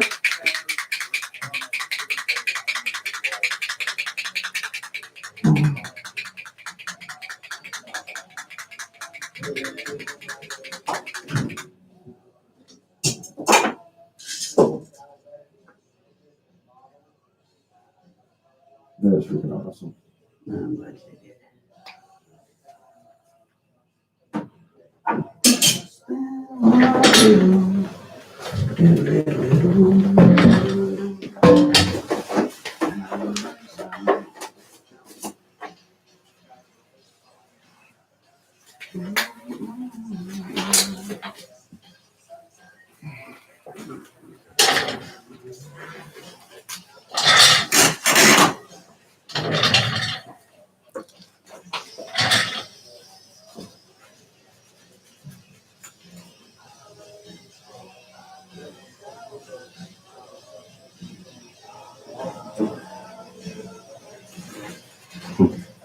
Yeah. It's become so, just the artwork on it it's just phenomenal how much detail you can get in. Yeah. The machines and stuff and the pigments changing it has helped a bit, but partially I think what it is just, there's more people doing it, and out of those people, there's a lot more just artists and people doing it, so they're taking it a little further than, maybe they did back in the day, And that's why I wonder if it's more artistic ability. That's part of it. The level of the artistic ability has went up because it's becoming more predominant. Yeah. People can make a living. And there's at more it. people doing it. If you have 10 people doing it, maybe one of them is fucking killing it. If you have 100,000 people doing it, then you probably got, 10,000 people that are fucking killing it. That, and I think if a person over in Cincinnati is doing this killer work, I have a chance to see it because of the internet and go, fuck, you can do that? Yeah. I'm going to try that. instead of sitting in your own little bubble and just seeing what you see every day. So And it challenges people to be more. yeah, it The- pushes you and yeah. shows you what, how much further you can take it. And that's what I love about, You if, can inspire. if by good is others. good, great is better. Exactly. Exactly. How hard is it to do words? How hard is it? Yeah, is that a big time consuming or is It just depends on how you do the words.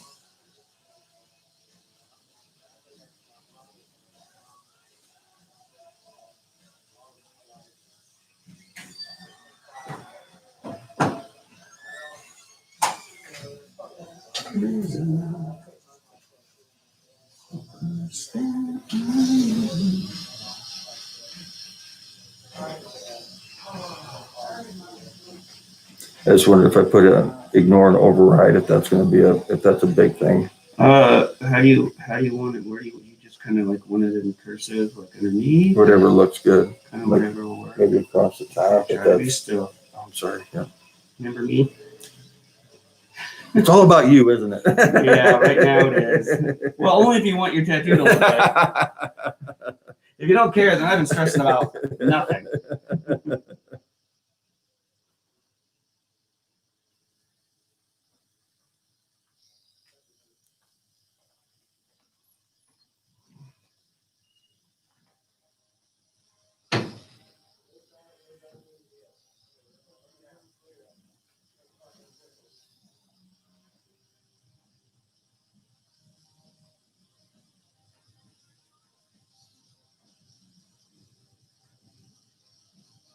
I suppose whatever's easiest and looks good.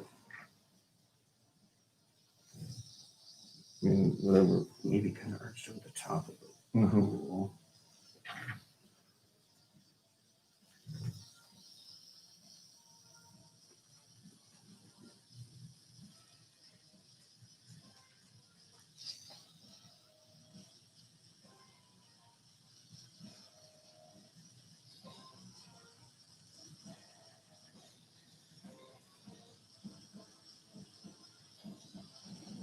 And we can take a break if you want to come up with something. Yeah, I'll probably just get it typed up on the iPad and print it out so it's nice and neat.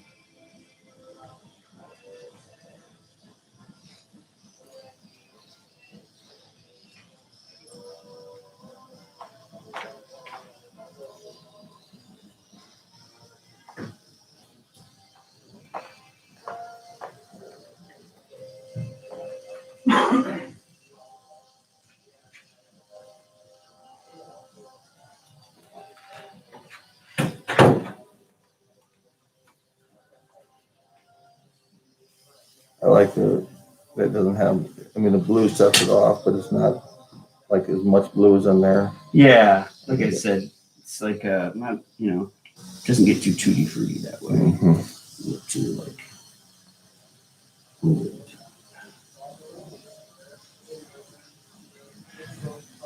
Black and gray, it's kind of like a black and gray photo, or black and white photo. Just compares that. Axiom Body Piercing. Well, I found that on the internet years and years ago. And I didn't want the words, and I didn't want, because it represents more than that. I didn't want the hand of it Right. that came up.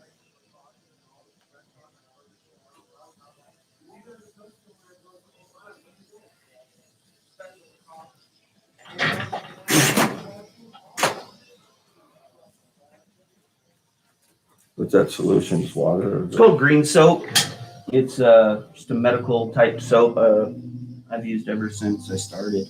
It's just a popular soap to use during tattooing. Kills all the bad stuff and helps stencils stick, so it's kind of multi-purpose. Yeah, I did some research about how long after surgery should can you have it without risk and stuff. Mm-hmm.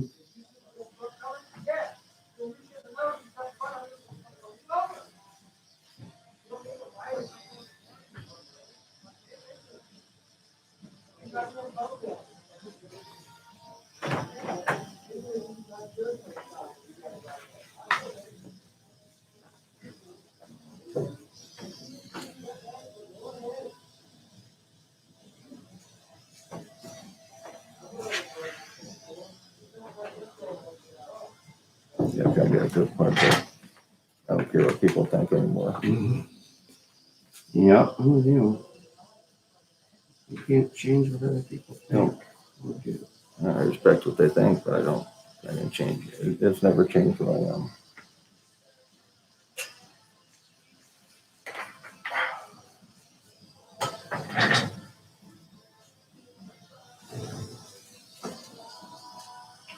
Aaron says the lizard portal's open.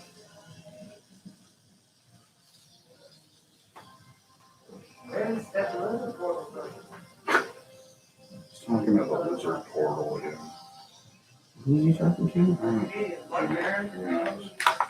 We're talking about my Marin. Oh, yeah. Oh, the stand-up video, we have to do that. I don't really watch that one. Yeah, but he's talking about there's a lot. I was out hiking the other day, there's a lot of lizards, more lizards than I've seen in a while. I think the lizard portal's open, just give them weird. Portal's open. You have to start to do that shit. The lizard portal's open.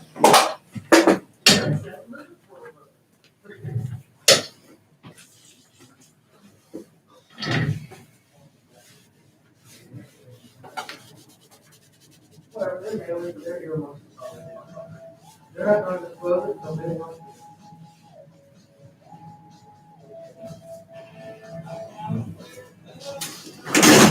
Yeah, I don't think you can rub it off. I'm gonna try.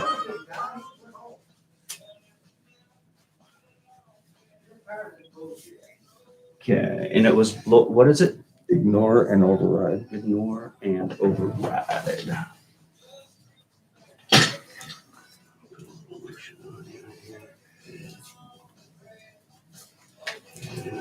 Can I run to my car a minute? Oh, yeah, it'll take me a few minutes to get the lettering put together. Time. Override.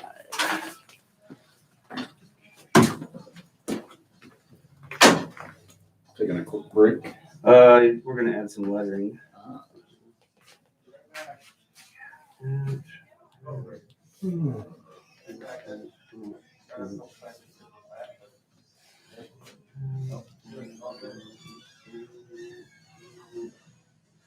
Ignore and override.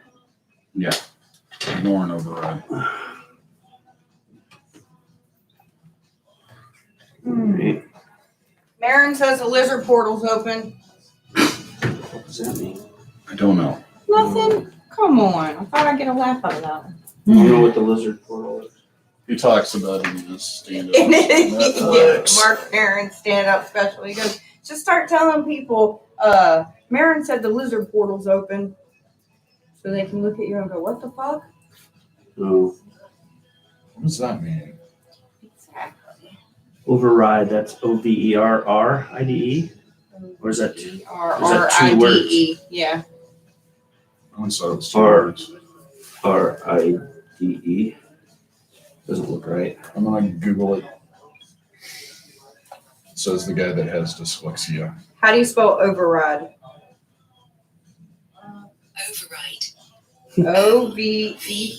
O-V-E-R-R-I-D-E. It looks like it's one word. Guess we got it right. Yeah. To use one's authority to reject or cancel. Interrupt an action, an automatic device. Yeah. Typically an order of manual control.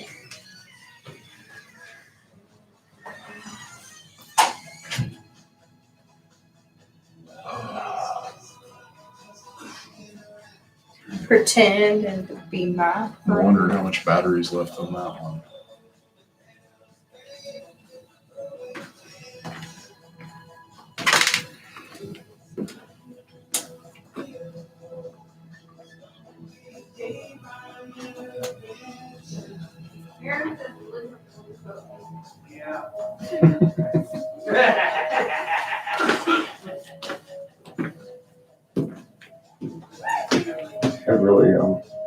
I've never been trained in the technology for it. Yeah. Just I've just learned as I came and gone.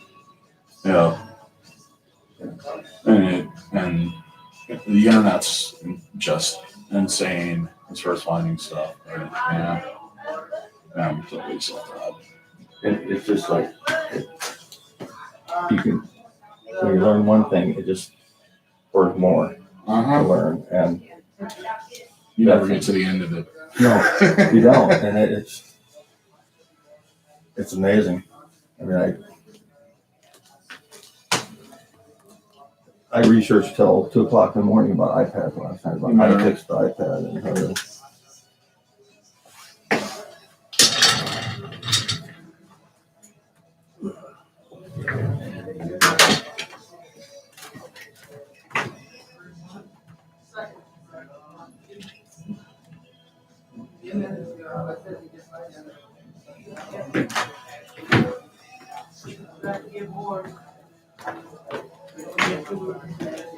Yeah, well, they'll have a good night. You too.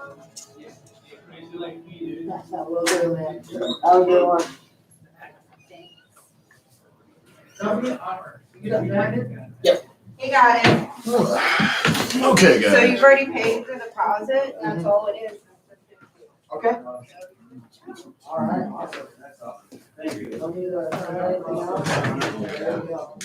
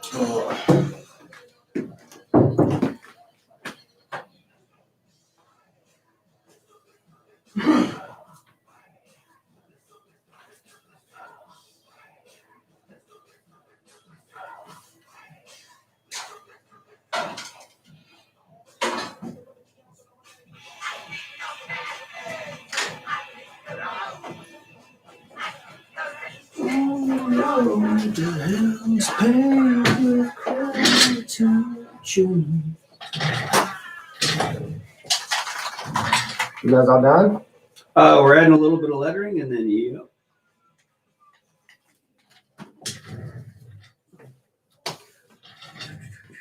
All right, homeboy. Okay, so this is example, what I was talking about. And then it took, this is like 1 second worth of research, but so you, Oh yeah. and then you basically paint and design and whatever. You like that? Yeah, that's cool. I can get you, let's put down $1. I'll Yeah, man. get that to you. Definitely. That'd be fun. I just like with your artistic design, man, you could do some crazy shit with the. That'd be fun. All right, throw your arm out there. This thing. No, I just appreciate you and your philosophy on life, and coming from a law enforcement family. Appreciate that, man. There's a lot of things. Right on. Honestly, I was kind of nervous about getting more and getting black and blue, just because of the people. And like, I'm gonna do it anyway. I don't care. Right. I've got on my car. I've got my license plate. That is it's got the flag on it, black and blue flag. Yeah. And somebody comes, man, you just asked me to be shot. I said, you know what? If I get Go shot, right ahead. go ahead. If I die, I just fucking go.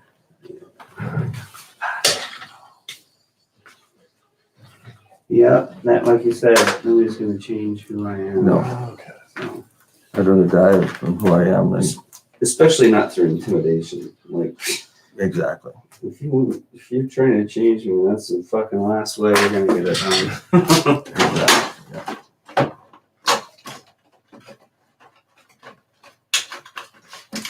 Thank you for doing the lettering, because that just sets it off. Yeah. I think that just Finishes it. you watch it came from the show that's on Wednesday night, Navy SEALs, Oh, okay.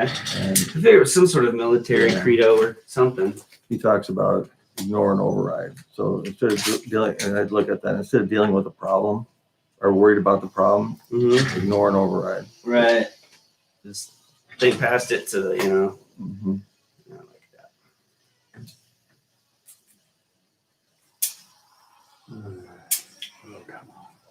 This is still fun. Well,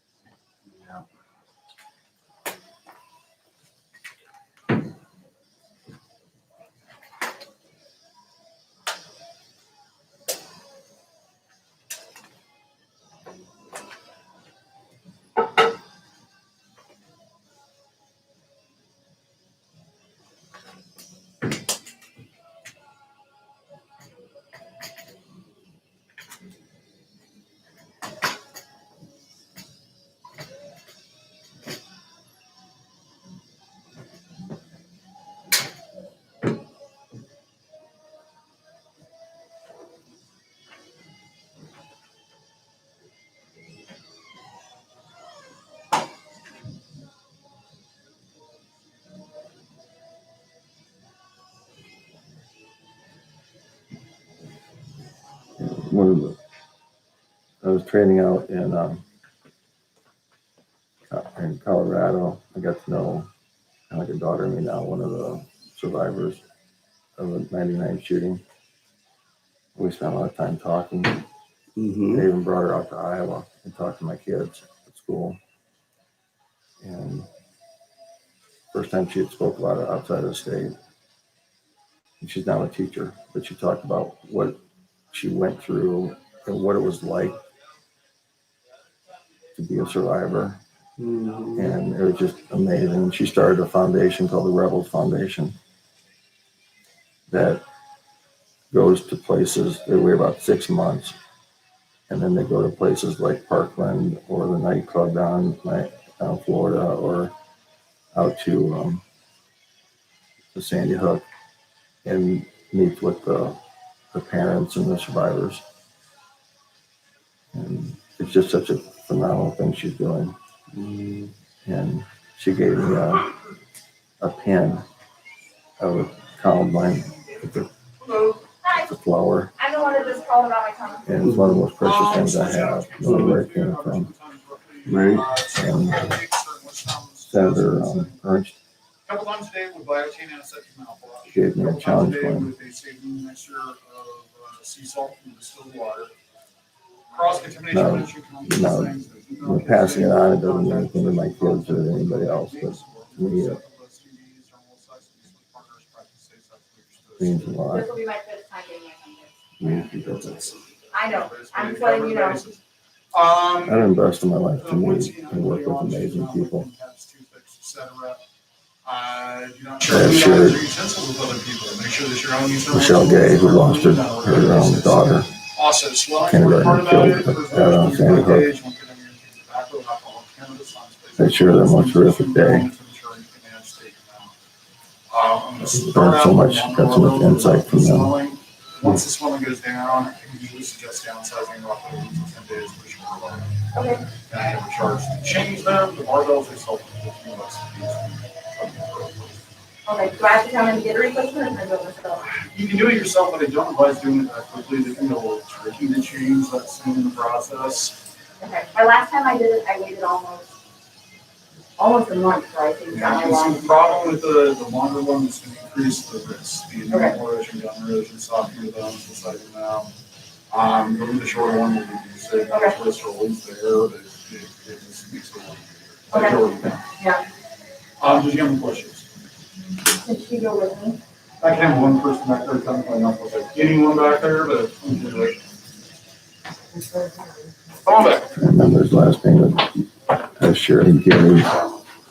Gary's the one that told me about you. He's at Silverheim, right?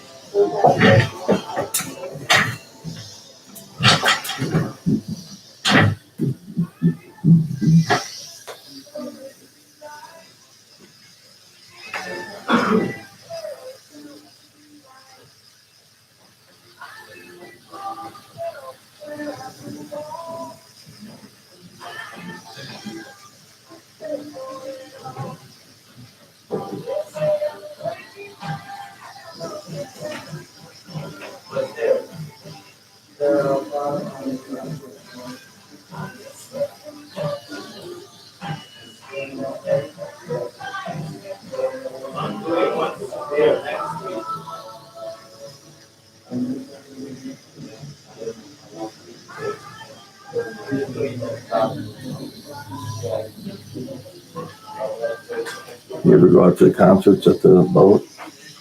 Yeah, I have. I've been to a few of those. I've worked several of them. Oh yeah?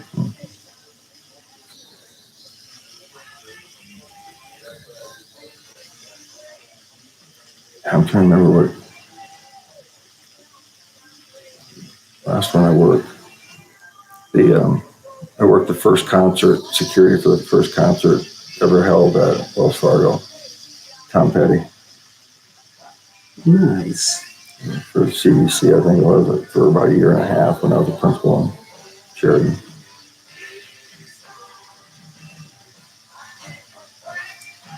It was about the money because I lost money on it by the time I paid $7.25 an hour and I drove up from Sheridan. Right. But it was about putting yourself in, and I always worked the barricade. So putting yourself in situations where you had to de-escalate and handle and I worked backstage. That'd be cool to experience at least, I suppose. It was, talking to Rascal Flatts at 3 o'clock in the morning, and you don't initiate contact with them unless they initiate contact with you. And Mm-hmm. they're really nice people. And I dealt with some really interesting people at the barricade. Well, that's where they seem to end up, isn't it? Mm-hmm. Nickelback and Green Day were both open floor. And no chairs, so that was fun, working at the barricade. They had like heavy duty barricades with a step on. So if somebody was doing something or about ready to pass out, I was one of the littler guys up there, so I just kind of held my belt and I reached over and grabbed them. And Bon Jovi, Ozzy Osbourne. That one was actually held in the Hy-Vee, the old Vets Auditorium.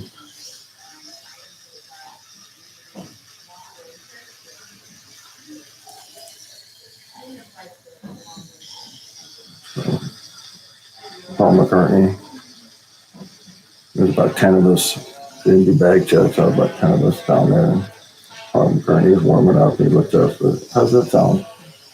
Like, I'll tell you what, sir, it sounds like crap. You want me to? Then he started talking about how his piano rose up and how he took a step off and fell down. And they're just normal people. Yeah. That's awesome. Yeah, that's sweet.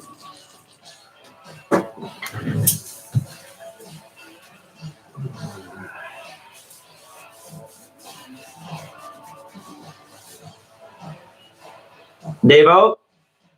Always piercing it. All right. Well, let me just show it a little bit on the camera, and then I'll take some pictures, and then we can put that up too. You want to go sit right set up in the mirror out here? Yeah.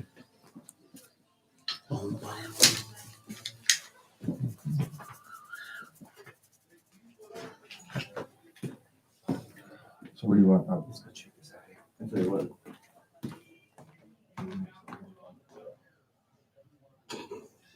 Not always.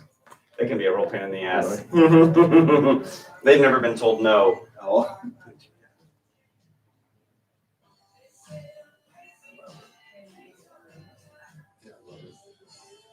Awesome. All right. Well, let's wrap it up and you can take it home. What do you say? Perfect. You can stay standing. This won't take too long. And your butt's probably had it. So. I'm gonna get a picture of it. Oh, yeah, definitely. I need a picture of you. Want me to take it for you? Yeah, if you don't mind. Yeah.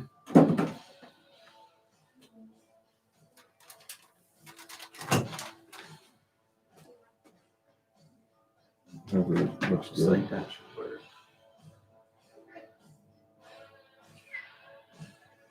Try that.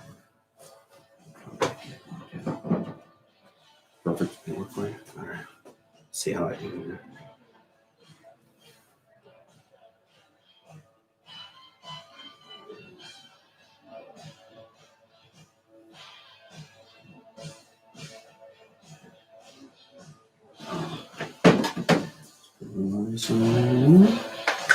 Like I said, I'm just gonna put some plastic over it just to keep your clothes and stuff off of it and keep you from banging them on the way home.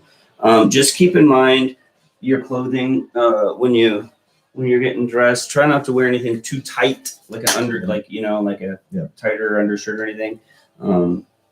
Just kind of give it some space, let it breathe. Try not to pick at it and stuff like that. That's for short sleeve shirts. Yeah, that'll help.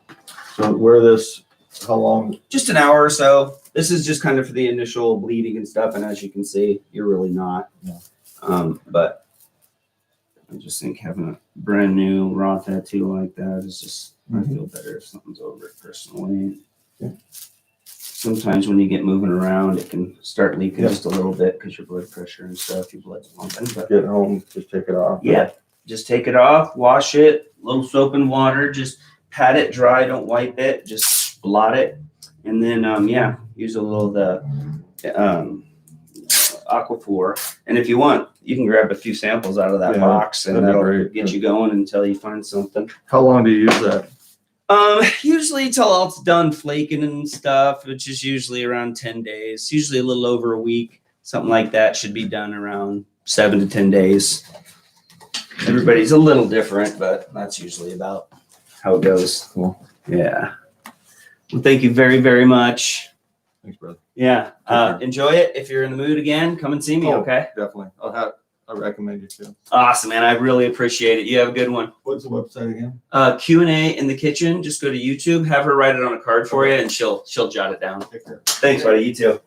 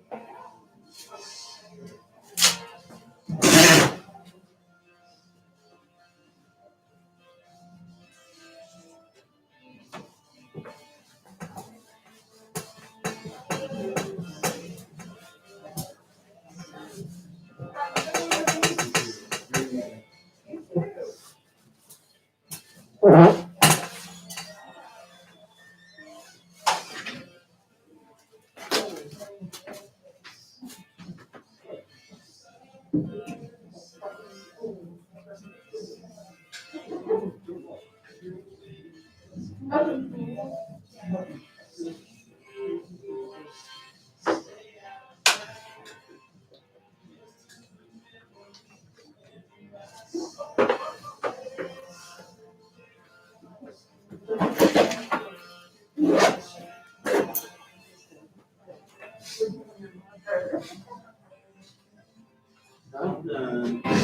was skateboard about the summer. About what? My daughter. Uh-huh. Okay. Just because go down to services. There's an option underneath that to buy or change jewelry. That way you're gonna put it out of pocket. Oh, okay. Okay. All right. Thank you. You're welcome. Appreciate it. Thank you everyone for watching.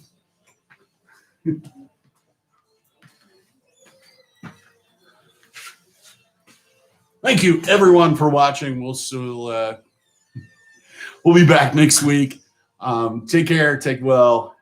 Check out our other videos. Give us a like if you like this. Also, if you haven't subscribed already, please do so. Hit that notification bell so you're notified every single time we post something. Till next time, here's hoping all your piercings and tattoos heal with ease and without a single issue. And if you're in the Des Moines, Iowa area, we all hope to see you for your body piercing and tattooing needs in the future. Have a good day, everybody.